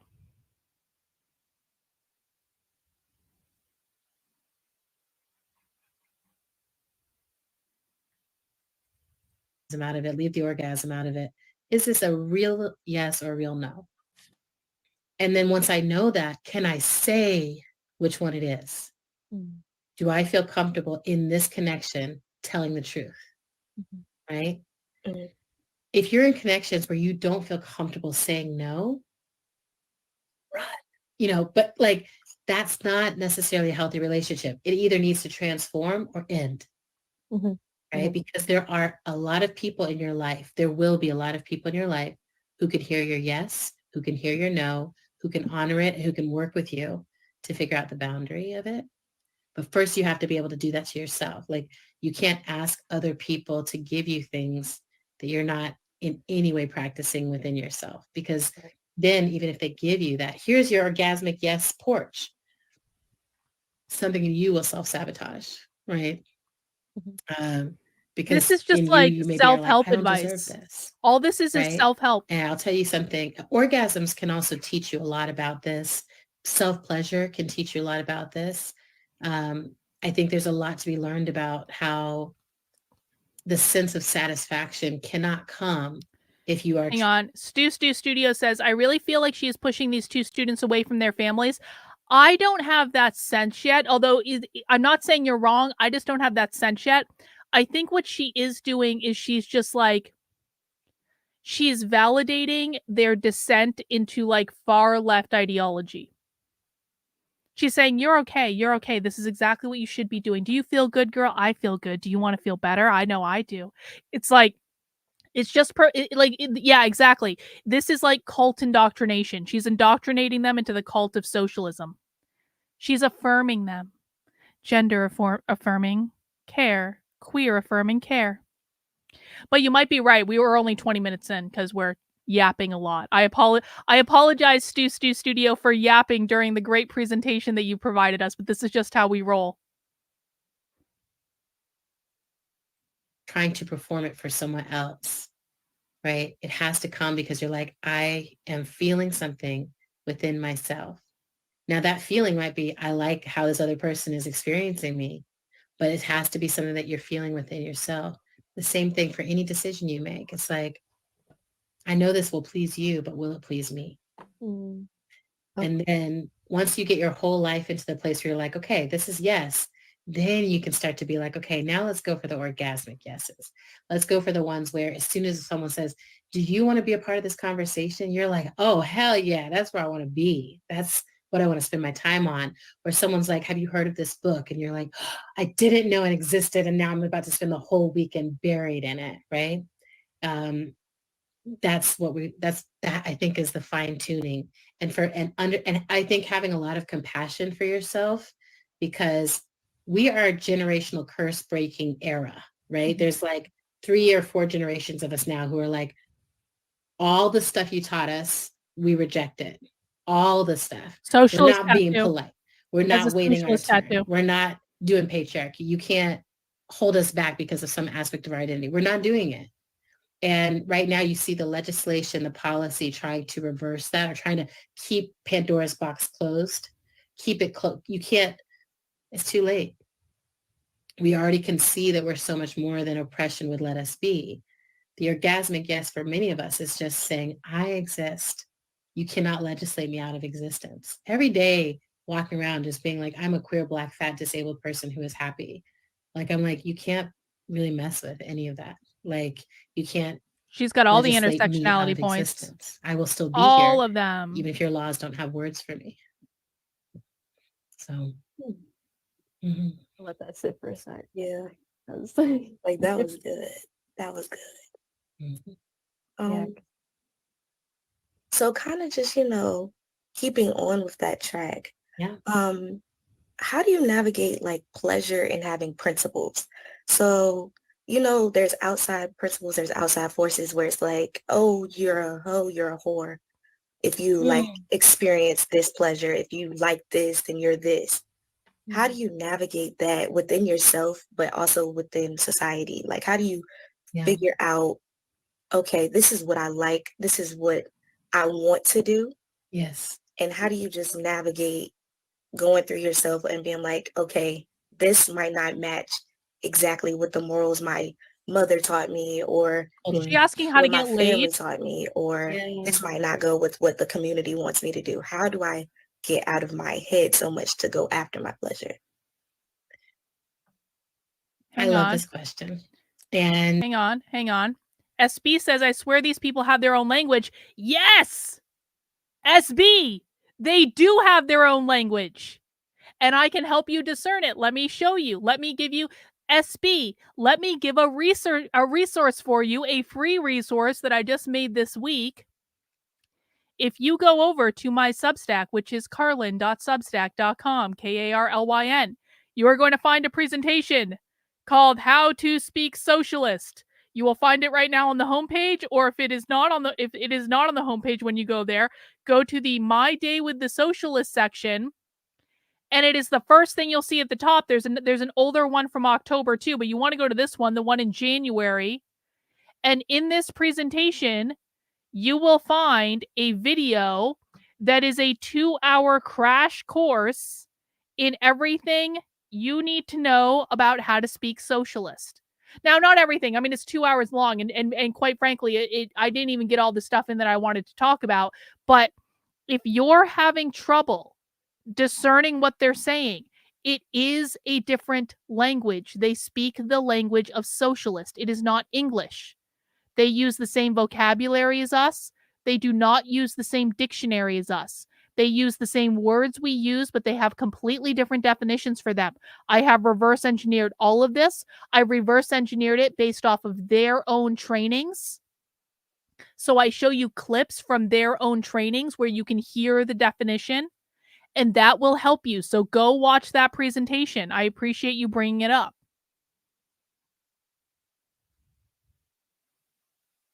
Hang on, I gotta set the sound up again. Hang on. Oh yeah, you shared that presentation to a military intelligence group I'm learning from. They loved it. I appreciate that, Terry. That's awesome.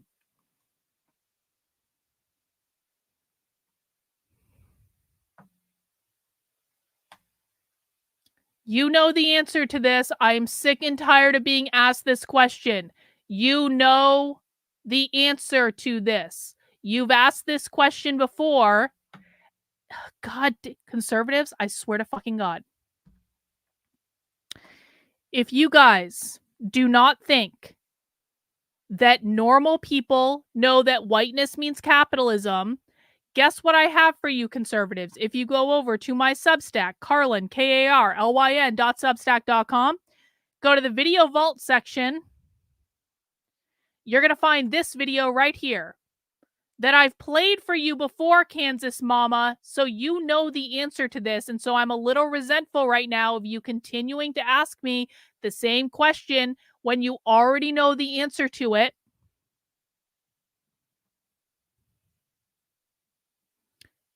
No, you want to know, you want to think that because you want to think that this is about race because you are clinging on to all of this bullshit conservative talking points for the sake of your life. You're like, they can't all be wrong. They can't all be wrong. They can't all be. They're all fucking wrong. They're all fucking wrong. It's not about race. And you know that. You know that because you've asked this question before. Go watch that video again because you've already seen it. And this will show you explicitly that they absolutely know that it's capitalism. They all know that it's capitalism. They created this language. The only people who do not understand this are conservatives who refuse to listen. They all know it's capitalism. If you ask them, how does capitalism contribute to racial inequities? They will give you 15 different answers without even trying very hard. And you will see that in this video. And we've done this over and over and over and over again. And that's not good enough for you? Okay. Then you can go and watch this video, which I also know that you've seen, Kansas Mama, of the people that you guys say is really running the Biden administration, where Barack Obama specifically says that it is capitalism. If I get this question from you one more time, you're not going to like the outcome. I swear to God, because I've answered this question for you before, and I don't like having to repeat myself because people refuse to listen. Go and look at the evidence. It is clear. It is explicit. And we've been round and round and round. And no matter how many times you ask the question, the answer is never going to change. It doesn't matter how you ask it. It doesn't matter what person you bring up. It doesn't matter how you frame it. You can ask this over and over and over and over and over again, 19 ways from Sunday, and the answer will not change.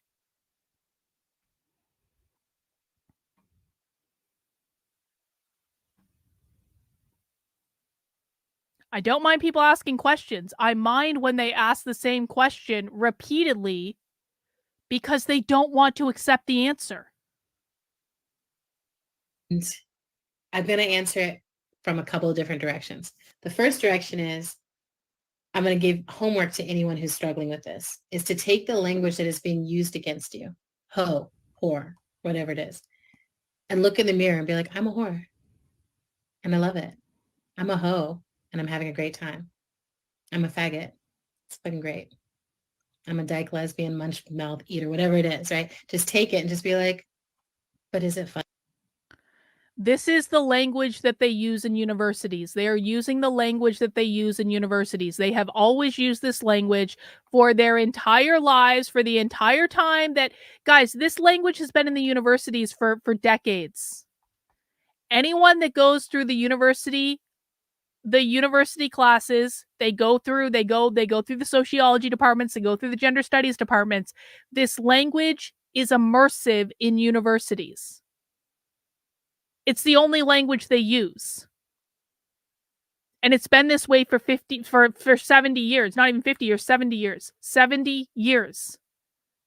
Everyone who is active in this space today has been immersed in this language probably their entire lives. They all know the meaning of it. The people who don't know the meaning of it are conservatives who have not been in these systems, who have not been immersed in this language because they refuse to goddamn listen. Those are the only people who don't know it. If you've been to university, you know this language.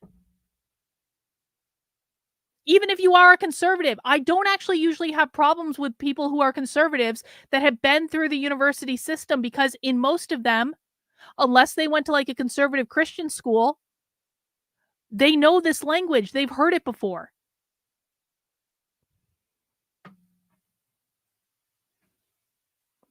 This language is their normal. This is like you guys asking this, and I know you don't mean this, Maldi. I know you don't mean this, but like, you asking this is like asking, did the French craft their language over time, or was it to hide their true meaning of the words from the English?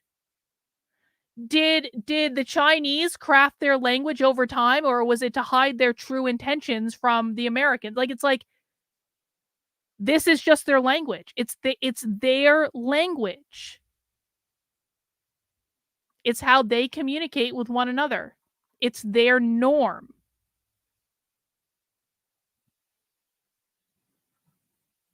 fun though? Am I having a great time? Right? Am I living my best life? Like, right? Just try it on. Just try on saying it to yourself and being like, is it possible at this time for me to actually reclaim this? Liberate it from being a curse upon my name, claim it as being a blessing, right? Because sometimes that stuff is rooted in jealousy. I'm like, don't be mad at me because I'm having all the pleasure that you have not given yourself access to. You can call me whatever you want to. The orgasms are bang, bang. I'm having a great life. And I don't think that in the design of humanity, we were wired for pleasure we weren't meant to experience, right? So just scientifically, everything about. I feel there are Democrats that are socialist. No, there are not. But maybe not Marxist. Socialist and Marxist are the same thing. But maybe not. No, no, no, no, no, no, no, no, no, no. No. No. No. Oh my fucking God. Oh my God.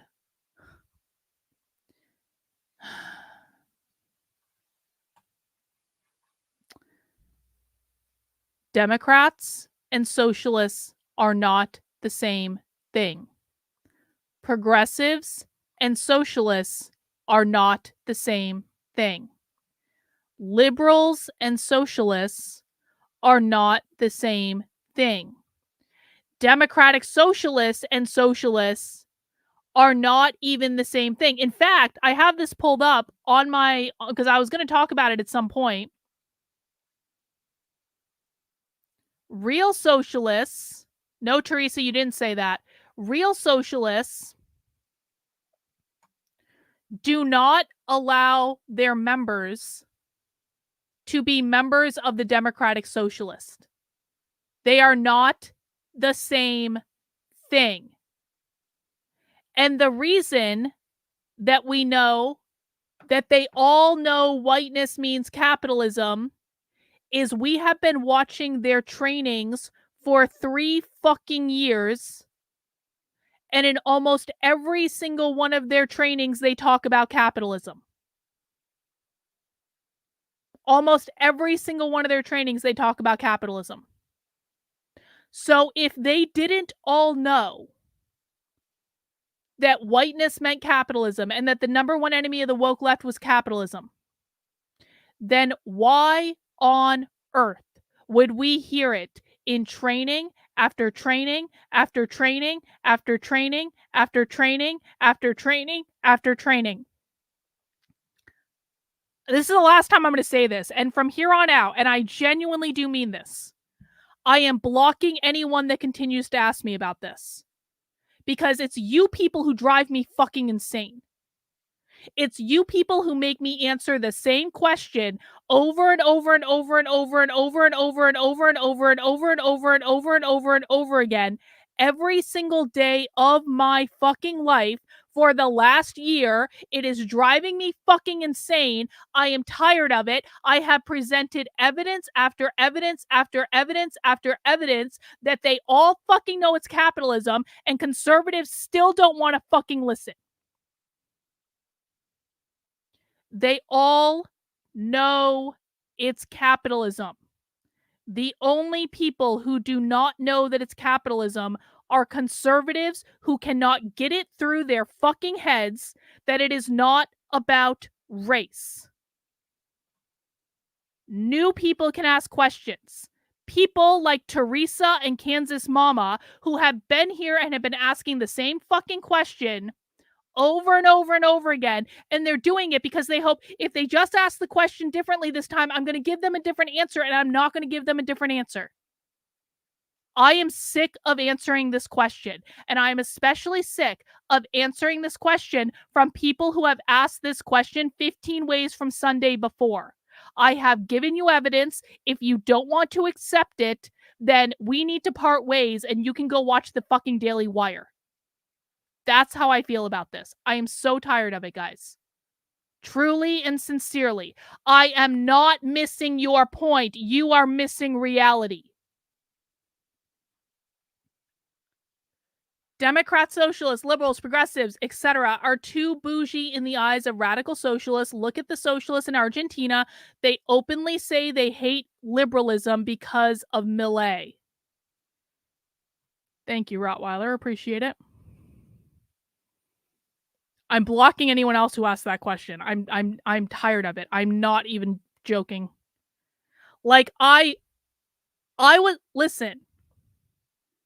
I was going to quit entirely at the end of last year. That was real. I debated for months and I was going to quit entirely because I'm so goddamn fucking sick of having conservatives come in and disrupt things and whine and complain and ask the same question over and over and over again because they don't listen, that I was driving myself insane. I was convinced to take a 2-week break by my community and come back. And I was promised that people were going to start getting their shit together and stop doing this. If you don't like the answers I'm giving you, you don't have to be here. You are welcome to go and listen to the people who are lying to you. It won't hurt me at all. I think we're going to lose anyway. But I was begged to be here and I was begged to continue by people who want this content, and I'm sick and tired of being driven insane by people asking the same question over and over again that I've already answered 15 ways from goddamn Sunday.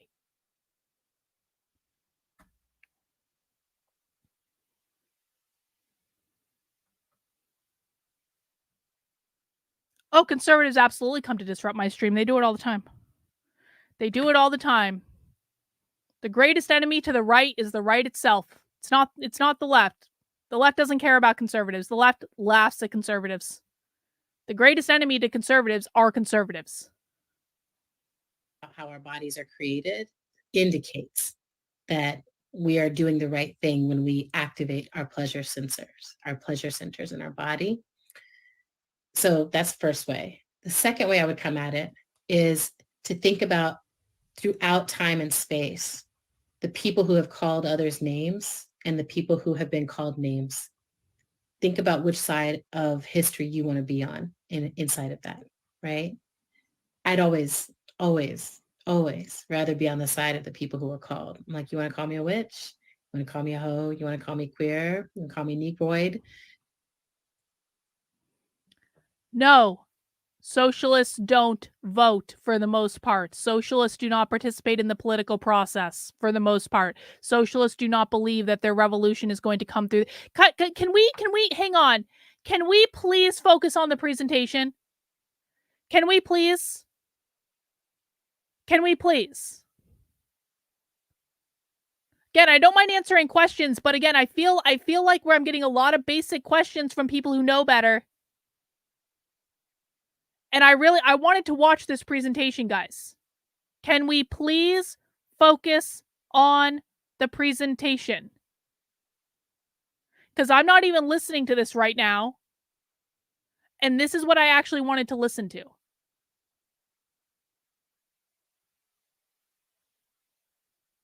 I don't know why this has to be a fight. I don't understand this. I truly don't get this. I do not fucking get it. You know, I'm like, I'm rewinding a little bit.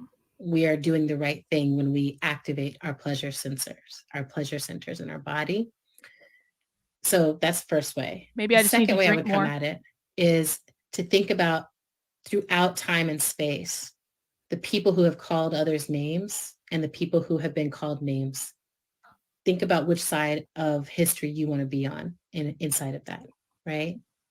I'd always rather be on the side of the people who are called. I'm like, you want to call me a witch? You want to call me a hoe? You want to call me queer? You want to call me Negroid? You know, I'm like, there's nothing wrong with any of those things, right?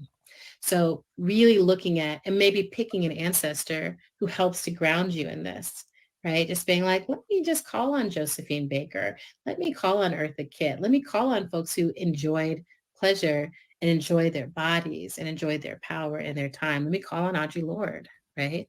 Let me call on Samuel R. Delaney. Samuel R. Delaney is one of my favorite hoes. This was a gay Black man who writes science fiction, sci-fi essays, some of the most imaginative world building you'll ever see.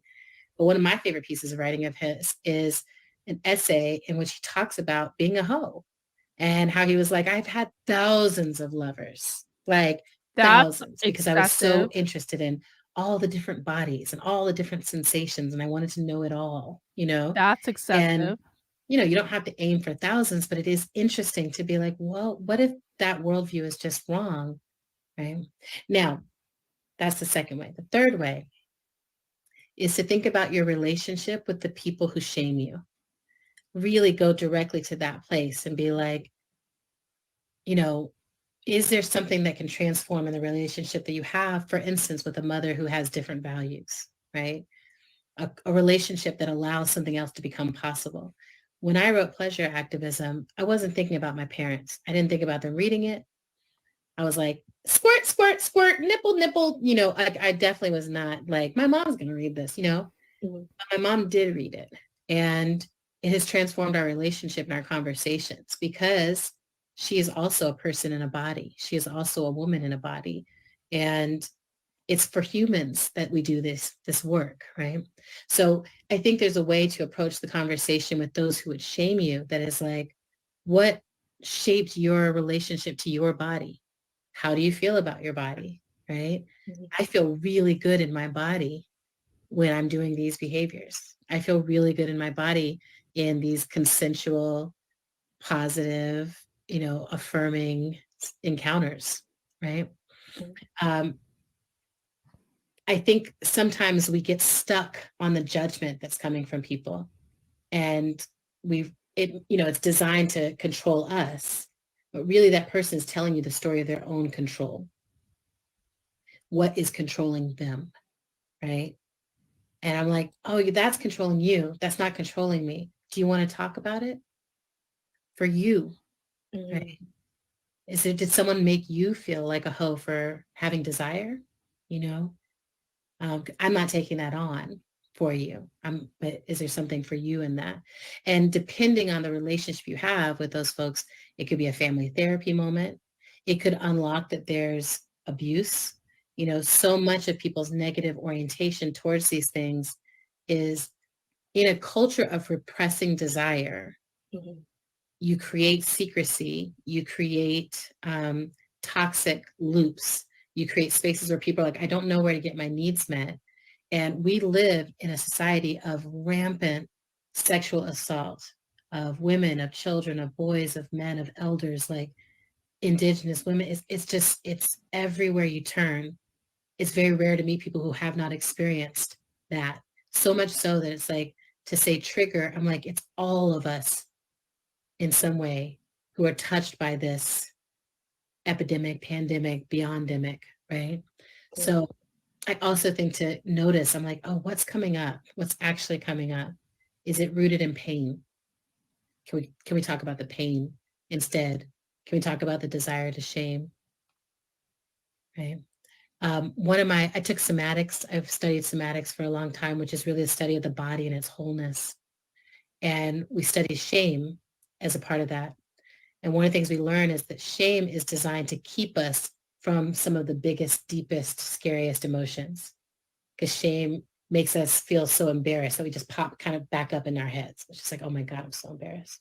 Instead of what's under this shame that I feel like I don't deserve to exist, right? My grandfather, I'll say this and this is the last thing. My grandparents, when I came out to them, I didn't come out to them in the most ideal way. I was tripping on acid and I wrote them a letter that told them that I like to have sex with all genders. So, Yeah, that's not the most ideal thing to wouldn't do. recommend that method, but it was effective in letting them know who I was and that I wanted them to know who I was. And I was able to really sit down with my grandfather before his passing and reckon with him, and talk with him. And it was so interesting to see that it was like, this. Why do your grandparents need to know who you're fucking? Never once all my grandparents are dead sadly, but I have to say I never had a conversation with my grandparents about who I was fucking. I never had a conversation with my grandparents about drug use. Like, they knew when I was in relationships. They knew when I had a boyfriend. They knew when I got married. They knew like all this stuff, or when I was engaged, like the first time, which didn't work out. But then, they knew all that. They knew all that. But I never felt quite the need to send my grandparents a letter saying, this is who I'm fucking. Like, that's weird. I'm sorry. This is something that is shifting from your generation to my generation. Well, I'll tell you a funny story about my grandparents. I'll tell you a funny story about my grandparents, though. Like, I've been yelling a lot on this stream. We need like a funny story. So at my college graduation in 2003, like, this is like my all of my grandparents were very rarely together, but like everyone came down to Boston when I graduated from BU in 2003, and we all went out to dinner the night of my college graduation, as people do. We went out to an Italian restaurant. It was pretty great. And my two grandmothers were sitting in the Italian restaurant when we were waiting for our table, and my grandfather was sitting beside them, and my other grandfather had died a long time ago. I don't really remember him. So my two grandmothers are sitting side by side, and they're talking and they're laughing and they're joking. And then my one grandmother says to the other one, she says, we still have sex. Like, referencing her and my grandfather. Out of like nowhere. And my grandmother explained that my grandfather was taking Viagra, and so they still had sex. And my grandfather was like over 80 years old, and he's like so proud of himself.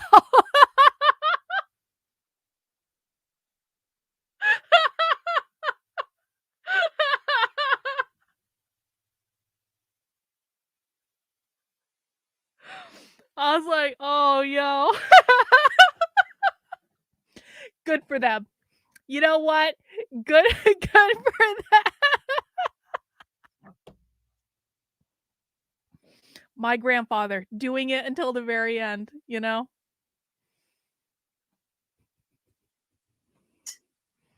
Your concern, even your judgment and your shaming of me, is rooted in what you think is your divine love of me.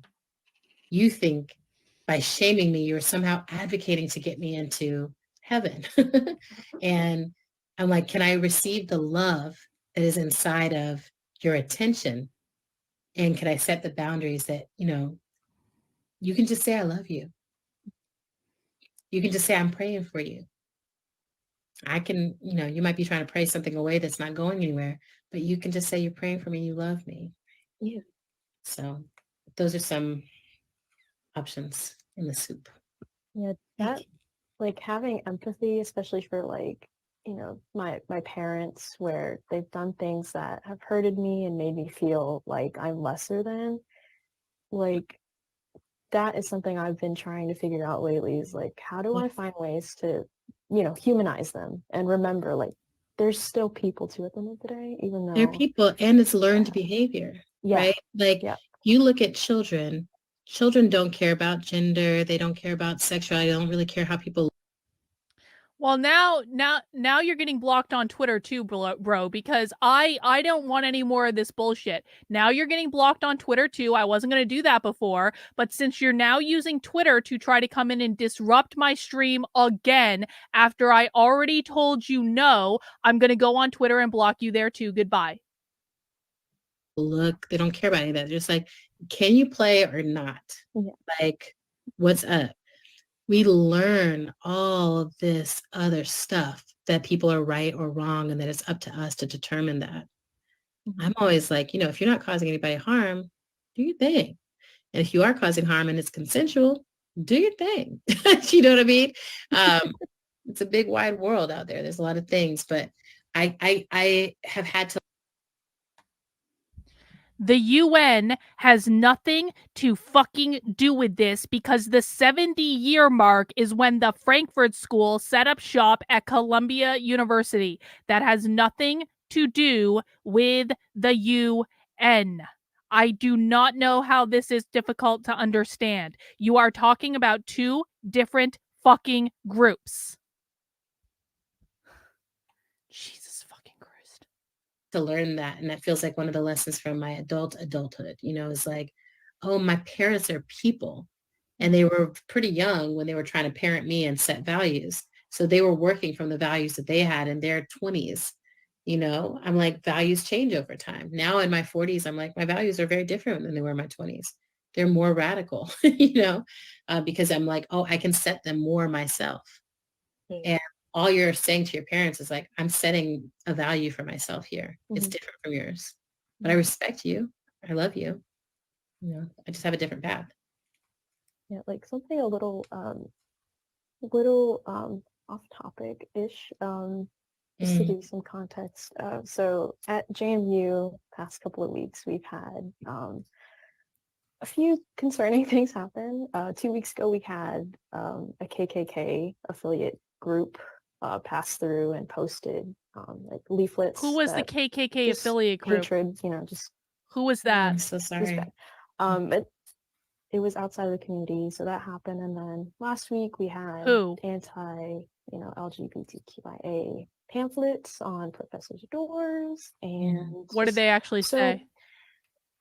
Just a lot of confusion, fear, hurt, that's being felt, especially for me and especially for like a lot of students who are, within these groups. So I wanted to ask, Lisa and I are both, student leaders, and we love and are passionate about, advocating and speaking up for our people and for each other. So what are the best ways to like encourage solidarity building, and like how do we address these institutional issues as students? It's a good question. I mean, I think one of the first things is having a way for the community to come together when things like that happen, and having a circle to hear, process, support each other, to grieve a little bit. Because when something like that happens, it's like we've lost some sense of innocence. We've lost some sense of safety. We've lost a sense of, especially a campus. A lot of times it's like, oh, we're a thing. Like, oh, but we're not outside of the world. The world is, we're only ever a microcosm of the whole. And so the whole is always right there, knocking, banging, knocking through. But taking the time to just, offer, right? Let's come together and let's talk about this. Give people a chance to talk in pairs. Give people a chance to talk in small groups. Not everyone wants to get up in front of a whole group.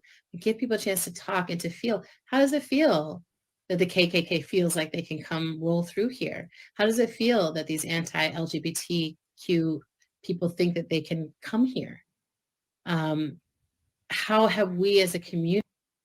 I've already blocked you on Twitter, so obviously there's some sort of bug on Twitter because you're still chatting in and trying to disrupt things. You are welcome to go. You are not interested in what we're interested in. You are only being disruptive. We don't want you here. Had you approached this differently, maybe we could have had a different conversation, but you had now disrupted my stream on more than one occasion. I am sick of this shit.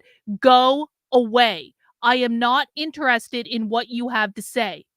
I am very sorry that that disappoints you, but it is not relevant to what I am doing. And I have explained that to you explicitly, and you are not listening. Community shored up our boundaries and our banks, like how are we shored up, and maybe where are we not shored up? Are there things we need to attend to as a community? But I think that first piece is just really listening and feeling it together. This happened to us, so that people aren't sitting in isolation as if it happened to each person individually and they have to handle it individually. I think really encouraging people that if you need trauma support, to, that there's therapy, that there are counselors, that there's folks to actually talk to who can hold it. Because sometimes it's like the incident unveils or opens up memories of a lot of other incidents. Sometimes it's like, oh, this is my first time experiencing something this jarring. But for a lot of us, it's like this is reminding me of, right? And so it's like, how do we attend to the part of us that's inside of time and beyond it?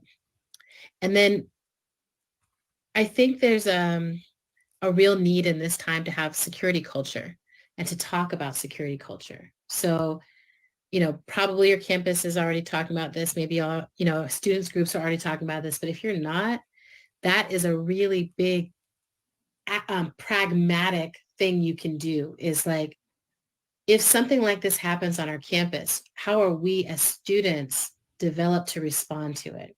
Do we know de-escalation tactics? Do we know protection tactics? Do we know, how to make it harder for someone if they're trying to cause harm to someone in our circle? Do we know when to, be a force of opposition and when to actually be moving ourselves as far as we can away from it, right?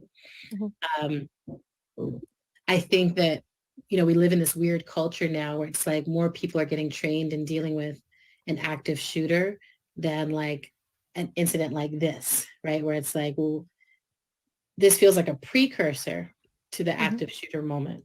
Yes. It's culturally laying the groundwork for that, of saying, we can violate this space. We can come here whenever we want and do whatever we want. And so I'm like, to me, I'm like, we need to learn how to meet this thing and be like, you actually can't come here. We are paying attention. We do see what's happening. And we have a culture where we keep each other safe, right? Really investing time and energy into that. I think for all humans right now is necessary, but especially when you have that kind of a campus space where it's like, this is something that the institution could actually roll out and support. I think that has been a major frustration for me and for many other people. I know Lisa and I talked about this as like student, like we as students did not hear anything about, no formal nothing. So at least that I'm aware of. And we had a petition go out and we, I will applaud, like we have many faculty and professors and staff that have been really great about informing students, sharing information, giving spaces to talk about what has happened. You know, if they're organized, like, do they have a group or are they coming together to share and talk and develop? I do know about, we have like a volunteer-based LGBT like Q friendly space for staff. It's called Safe Space or Safe Zone. I mean, I believe like that there's a lot of facilitating amongst them. But otherwise, like we've requested like measures to be taken and so that's well, and this is the thing, right? Because I will also say institutions, part of what it means to become an institution is to sort of get set in a particular way of being. And there's great benefits from that. And then there's weaknesses. There's places where it's like, oh, now inside this bureaucracy, do we even know? Here's what's going through my head right now. We have about 10 minutes left of this presentation. I think it was definitely worthwhile to watch this presentation. So I definitely appreciate the fact that we were able to. I guess my big question is like, how did this even happen on a college campus? Because there's nothing in this presentation. I mean, yeah, we're hearing a lot of leftist stuff and that's fine, but like, what is the value that they see in having this presentation on campus? Like, I don't get it. Like, what was this out to like a larger student group? Was like anyone allowed to join the call and watch? Was there like, why is there a conversation between two students and this person who wrote a book about pleasure activism? Why is this something that James Madison University is paying $5,000 for? I mean, we expected that it was going to be like very socialist. Okay, fine. But like, and it is, but it's just like, how does this even happen? And what this is making me wonder is like, and we find presentations like this on college websites all the time. So I'm not suggesting that this is anything out of the ordinary. This stuff happens at colleges all the time. But I'm just wondering about like, what is the decision making? I worked in higher education for like 10 years. I know how hard it is to get budget approved for things. They spent $5,000 on this. What else are they spending $5,000 on? What are they spending more money than $5,000 on? What other random shit is going on there? That's kind of how I feel about it. Well, this was done through the women's, like the gender studies, like women's center or something like that.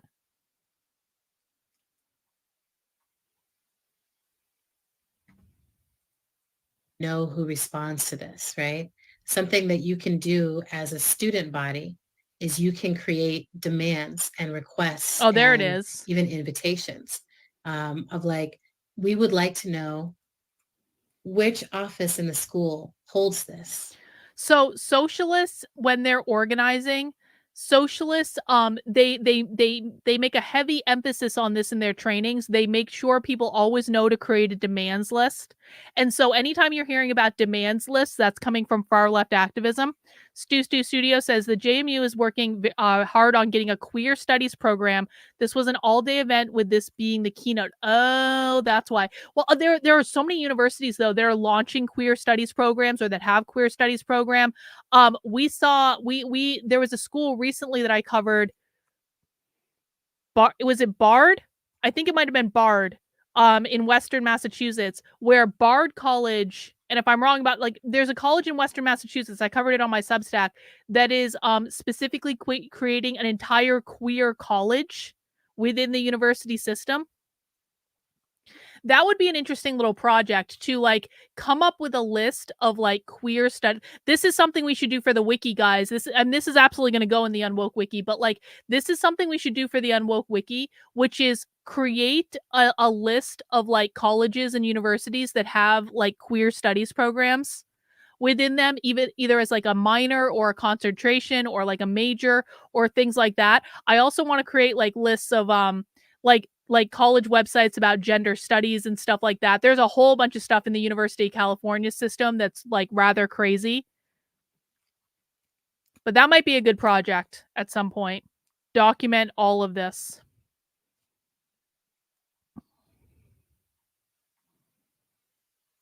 No, it wasn't at Hampshire College. Hampshire College is extraordinary. Hampshire College is where the Socialist Reproductive Justice Conference that I went undercover was at.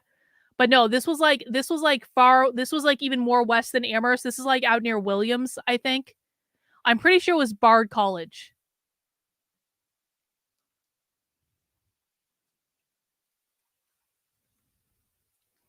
Yes, gender studies is different than queer studies. Oh, sweet. Send me the link. Send me the link, bro. No, this is for credit. This is for normal credit. We would like to know, who is talking and thinking about a security plan for us and a security culture for this space. We would like to know, right? Because even if they don't have it, then it's like, get it. We would like to know that it exists. And if it doesn't, we would like to ask for it to exist. And we're willing to work with you, right? Like if there's people in the student body who are working on this already, work on it, get resourced to work on it, right? To spend time with folks. I don't think it would be an exaggeration of resources or priority to actually create a group that's like, a task force that is figuring this out for the university. That is like, we've got interested faculty and we've got interested students. There's probably a few admin who are also like, we understand what could make this work. Task force it, right? And let it become a part of your culture. When I was an undergrad, I was at Columbia University. Columbia! And the thing that started while I was there was a group called... They always go to Columbia. Columbia graduates the most woke graduates in the United States by far. Called Safer, which is now all over the country, all over the world. They, it was like, oh, there's a rape culture that is everywhere. And there's nothing right now structurally built in to address this. And that's changed greatly. So now there's a lot of policy, a lot of legislation, a lot of other stuff at that campus and in other places that becomes a way that stuff is working, right? Sometimes you are the first one, or sometimes you're at the beginning of developing the model of success. And there's also pleasure in that, right? There's also pleasure in being like, wait, we could figure out how to do this. And it could be something that, because we're all so in touch with each other now, that the hive mind becomes possible. Like if we learn to do it here, we could offer this to other students who are also dealing with this kind of hyper aggressive right-wing onslaught. It's happening everywhere, right? And campuses are super susceptible because there's no general sense of how anything operates. It's like each one is a little different situation. Yeah, campuses are highly susceptible to right-wing influence. Totes. Thank you. Definitely. 5 more minutes, but at least Jenny, please don't give any more Definitely. questions. Mm, 5 minutes. yes. I have this one question that I really, really, really need to get off my chest. Okay. So, you know the quote, "That's that white people shit." Well, this is actually an interesting question, Prometheus, and I don't know that there's like any one answer to this. Are colleges creating queer studies programs as a separate thing from women or gender studies, or are they taking those programs over? You know, there was a Socialism Saturday towards the beginning of Socialism Saturday, and I kind of want to go back and watch this presentation again, and it was with the authors of Transgender Marxism, which one of those authors is now following me on Twitter, which is weird. And I DM'd her and she didn't answer. But what they talked about in that presentation was that queer was meant to replace feminism. And they said this explicitly. I think I have a clip of it somewhere on the channel. It's like way back in the archives. But this is an idea of like queer is meant to replace feminism because feminism is all about maintaining the gender binary, whereas queer wants to get rid of the gender binary. And so there would be something to it where it wouldn't be out of the realm of possibility that all the queer studies programs that are like popping up, they could be designed to replace the women's studies programs. Or at least overlap with them heavily to try to move kids into queer rather than being in women's studies, because of course women's studies continues to uphold the gender binary. So that's a interesting question. I do definitely think there is something to that. That was a long ass time ago. That was. By the way, two ladies, that YouTube channel that you sent me earlier today, there's some great stuff on that channel. We almost watched one of the presentations for today, and I think we might actually watch that presentation you sent me for Socialism Saturday tomorrow. So thank you for that. I appreciate it.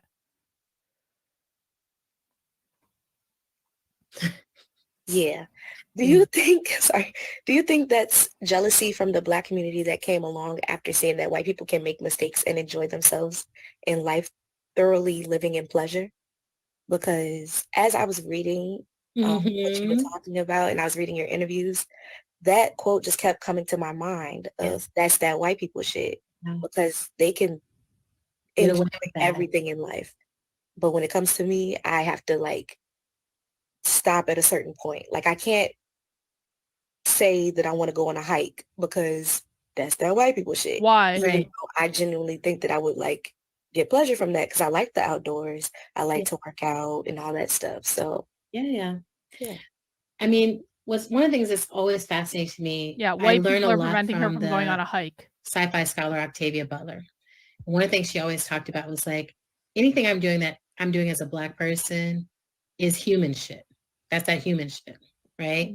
So that might be something to try on in your head when you think that's that white people shit. It's like, actually, no, that's that human shit that so far, because of white supremacy and capitalism, has only been afforded to white people. But do we think it's any coincidence that she literally said white supremacy back to back with capitalism? I gotta clip that. You guys know I gotta clip that. I gotta clip that. Gotta go back a little bit to get the question so it has context. White supremacy and capitalism. As though they're inextricably connected. Isn't that funny?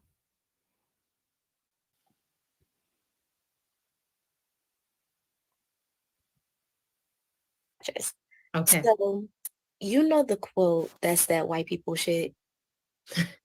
Yeah. Do you think that's jealousy from the Black community that came along after saying that white people can make mistakes and enjoy themselves in life, thoroughly living in pleasure?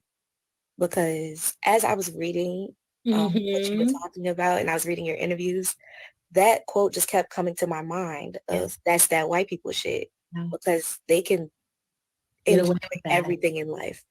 But when it comes to me, I have to like stop at a certain point. Like I can't say that I want to go on a hike because that's that white people shit. Even though I genuinely think that I would like get pleasure from that because I like the outdoors. I like to work out and all that stuff. So yeah. I mean, one of the things that's always fascinating to me, I learn a lot from the sci-fi scholar Octavia Butler. One of the things she always talked about was like, anything I'm doing that I'm doing as a Black person is human shit. That's that human shit, right? Mm. So that might be something to try on in your head when you think that's that white people shit. It's like, actually, no, that's that human shit that so far, because of white supremacy and capitalism, has only been afforded to white people. But it's actually that human shit because race is a construct. It's not a biological reality. It is something that has only been used as a way to oppress. It's real because we live inside of it, right? It's real because it has economic impacts, because it has cultural and social impacts, that we're trying to survive it. But, and I say this as a mixed person, I have a white mother and a Black father. I'm like, having grown up around both families, I'm like, there's nothing that is not that human shit. There's nothing, right? I grew up around white people who, really thought that a lot of the activities, getting pregnant before marriage, doing drugs, getting arrested, all that shit, that was that Black people shit. And it all happened on the white side of the family. Right? And I grew up with Black family who had ideas around, that were mostly actually rooted in class. They were like, oh, that's that white people shit. But really, it's like, no, it's like once you have means to travel, once you have means and safety, everyone travels. The world is made up of nomadic peoples of all backgrounds, right?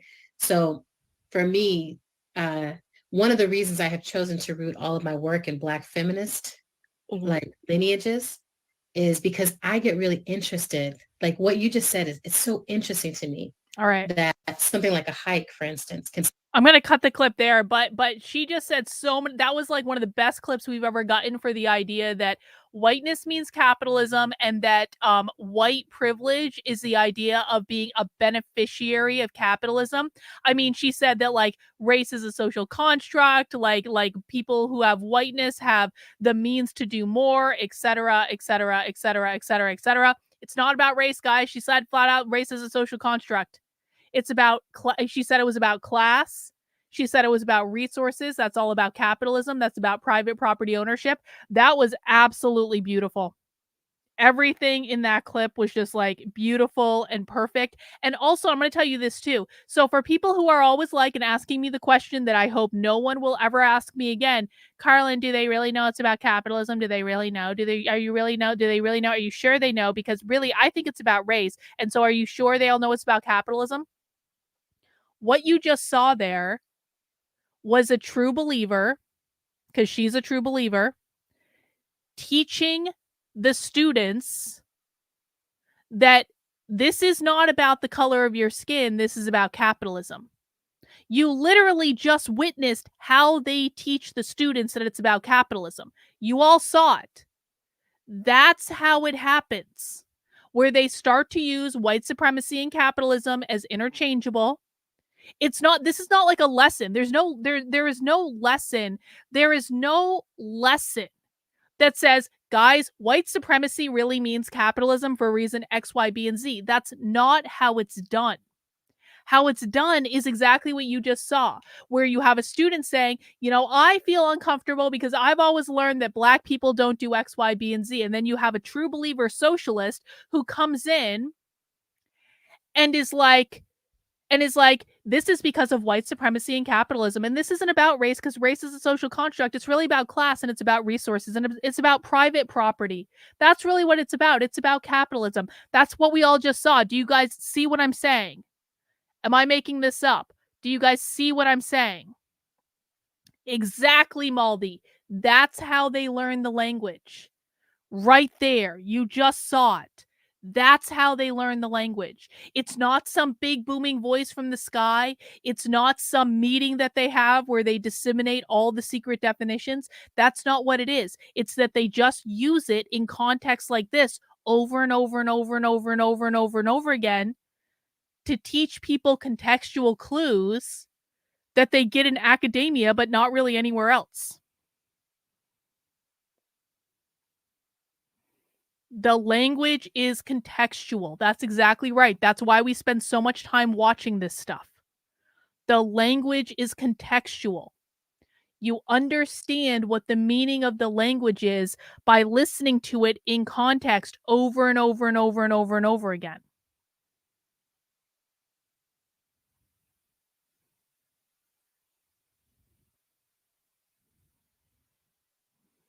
This is why Black capitalists or Black entrepreneurs are called white. This is why Joe Biden said, if you don't vote for me, you ain't Black. You want to know if Joe Biden knows this? Of course he does. Joe Biden literally went on a radio show when he was running for president from his basement the first time and said, if you don't vote for me, you ain't Black. Well, of course Black people voted for Donald Trump. Of course they did. Had nothing to do with their skin color. Still feel like that's that white people shit, even though Black feminists have been hiking and being outside and being in nature. They want to replace capitalism with equity. They say this all the time. We watched a 6-hour women's socialism conference where they said over and over and over and over and over again, they want to replace capitalism with socialism. They want to replace capitalism with Marxism. They want to replace capitalism with equity. Equity means socialism. Equity means Marxism. It means equality of outcomes. That's what socialism is. It's redistribution of resources to equalize outcomes. They want to, I literally have clips of them saying they want to replace capitalism with socialism. I post them all the time. Nature. Harriet Tubman was a hiker. Okay? That's the best hiker. Right? She's the best hiker of all history. Okay? You know, but I do think there's beautiful books on this about being Black in nature and being Black in relationship to nature. And I think it would be worth, you know, the question, what I hear inside the question is, as a Black person, who gives me permission to access all the pleasures of my humanity, right? And how do you stop shutting yourself down or cutting yourself out of it because you are saying it only belongs to some people who have oppressed me, so it can't be mine also, right? Mm-hmm. But every time I'm in the woods, every time I take it to the forest, every time I take it to the ocean, what I feel is there was never anything lesser about me. There was never anything about me that the earth saw as wanting or needing. The earth thinks I'm just perfect. The earth thinks I'm part of the whole. You know what really pisses me off about this presentation too is it has good self-help. This is how Scientologists wrote people in. Because like Scientology through like Dianetics, if you like look at the book Dianetics and like what Scientologists learn when they're being introduced to Scientology, it's not bad information. If you actually use the tips that like Scientologists give you when you're first getting introduced to it, it will make your life better. But the problem is that Scientologists didn't invent that. It's like ancient wisdom that they've repackaged in a new self-help way. And it's kind of the same with this. Nothing this woman is saying has come from her. And I know this because I literally wrote a self-help book. It was the first book that I wrote. I had to study all this stuff. All of these ideas come from ancient wisdom. And then people just repackage it over and over and over and over and over again to sell like whatever they want to. But the ideas do work. The ideas themselves are not bad. And so like what she's doing is she is actually giving good ideas. Like, you're just fine the way you are. It's okay to like what you like. It's okay to embrace who you are. Well, yeah, it is. But that has nothing to do with pleasure activism. Of course it's okay to like what you like. Of course it's okay. They have queered self-help.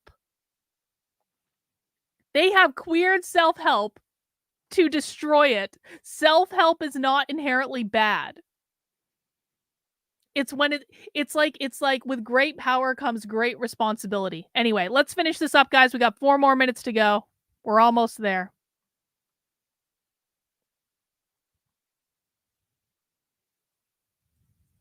Whole circle of life, right?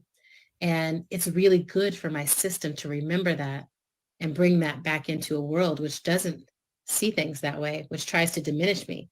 I love walking up in someone's face when I've just spent a week in the ocean. And I'm like, you think you're superior? Oh, we're still going on about this, are we, Teresa? So obviously my threat wasn't enough. You think they're on the left because you confuse Democrats with socialists and liberals with socialists and progressives with socialists and democratic socialists. You confuse the people that you're talking about because you still have not wrapped your head around the fact that Democrats are not socialists, that liberals are not socialists, that progressives are not socialists. That's something for you to work on. They're not the same groups.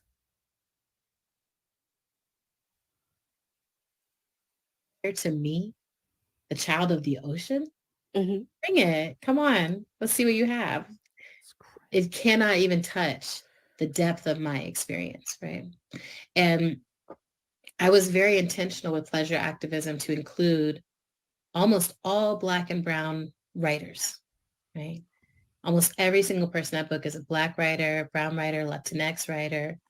That was intentional also because I wanted to give people a guidebook that is written by people who look like us and live lives like us. Mm. And because then I'm like, who you see doing it really does matter, right? There's a Black group that is Black and biking, Mhm. and they take these bike tours all up and down the East Coast. They probably come up where you are. Yeah. Black folks are farming and composting. Black folks are homesteading land. Black folks are, right now I've got a whole bunch of Black people who are putting a herb garden in my backyard. There's nothing that we're not doing. We're wearing Birkenstocks, we're wearing shorts outside in the wintertime. There's nothing that we're not doing. Some of us, and not everyone uses a washcloth. It's just these ideas of like, I will say this.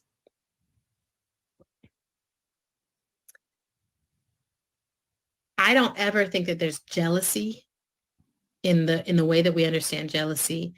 I think what it is trying to heal the pain of the power dynamic that we have lived inside of. So it's like the power dynamic is so painful to grow up in a space where everyone is treating you like lesser than for something over which you had no control, that as soon as you get the capacity to flip the script and be like, yeah, that's why white folks dirty. That's why, right? Whatever it is, there's something in there. It's like, I'm just trying to heal this wound. I'm just trying to rebalance this power. And I find, the pettiness is one way to That was do incredibly it. racist. I find it much more powerful That was for me to just legitimately actually racist. reclaim the humanity. Right? I'm just like, I feel like I wouldn't wish whiteness on my worst enemy. I wouldn't wish being a man on anyone I loved. Right? Because of the weight of the construct that you have to carry and the weight of the construct that you're thus having to free your soul from in your lifetime. Like that's the work. It is taking every fiber of my being not to clip that and make a big old I know that clip. Stu Studio, if you really want to get conservatives to share that, like clip that last little bit where she's like, I wouldn't wish whiteness or being a man on anyone, and just share that out to a couple conservative influencer accounts, and they will like you have never seen them before. Like, I don't want to do that because I think I have ethical issues with that, and I think it'll be misinterpreted for what she actually means. But you like own it, dude. That's a great fucking clip. That is a great clip. So, Allison, thank you. Some golden nuggets takeaways today. I appreciate it, Allison. Thank you. Oh man, I'm like resisting the urge to clip that out of context. Yeah, $5,000 for this. Of oppressors is to free their soul from the work of oppression. That's heavy. Mm-hmm. That's heavy, right? Next to that, I'm like, my road is actually quite easy. I have to reclaim pleasure. Oh, no. I have to reclaim my access to. Sometimes you have to hit them over the head with it. Really happy that this is my work. Yeah. Right. If anything, people should be jealous of me. Yeah. And they are. Yeah, I'm always telling people, I'm like, I'm the freest, happiest Black person, so in person, period. Like I meet white people all the time and I'm like, I know it's you're sad and I know it's a struggle right now. What? And this is the gift that you got for your lifetime. Right. This is the gift that I got for mine. We all have different work to do. Wow. Yeah. Well, I think that is our time. Okay. Thank you so much Thank y'all. From the bottom of our hearts. Thank you. Yeah, thank y'all so much. Thanks for having me. All right, that'll do it for today. We made it through. The back half of the presentation went better than the first, but isn't that always the case? Always the case, but we got some great clips from this. I think it's awesome. And again, I do want to do a big shout out to my new best friend, Stu Studio, for doing the work of FOIAing this training, getting it on the internet. I found it randomly today when I was searching for presentations. I'm really glad I did. He's got a lot of great content, especially on his Twitter. Make sure you're following him on there, which I think is just like the handle that you see as the watermark, which is going to be at, what is it? The Stu Studio on Twitter. So make sure you follow him on there, and hopefully, oh, you can't see what I see. You can't see it. There it is. And as a reminder, guys, he also FOIA'd the cost for that presentation, which was $5,000 for the presentation we just saw. I hope everyone got their $5,000 worth. I am sorry for the extra yelling today. It was an extra frustrating day with people being disruptive and nonsense. And I just find that if you don't put the kibosh on that, like right away, it goes out of control and creates more problems. So I do apologize for the extra little bit of yelling and angst today, but I really did like the presentation. I'm really glad that we got to watch it. So I appreciate that. Guys, as a reminder, we will do Socialism Saturday at 6 p.m. tomorrow.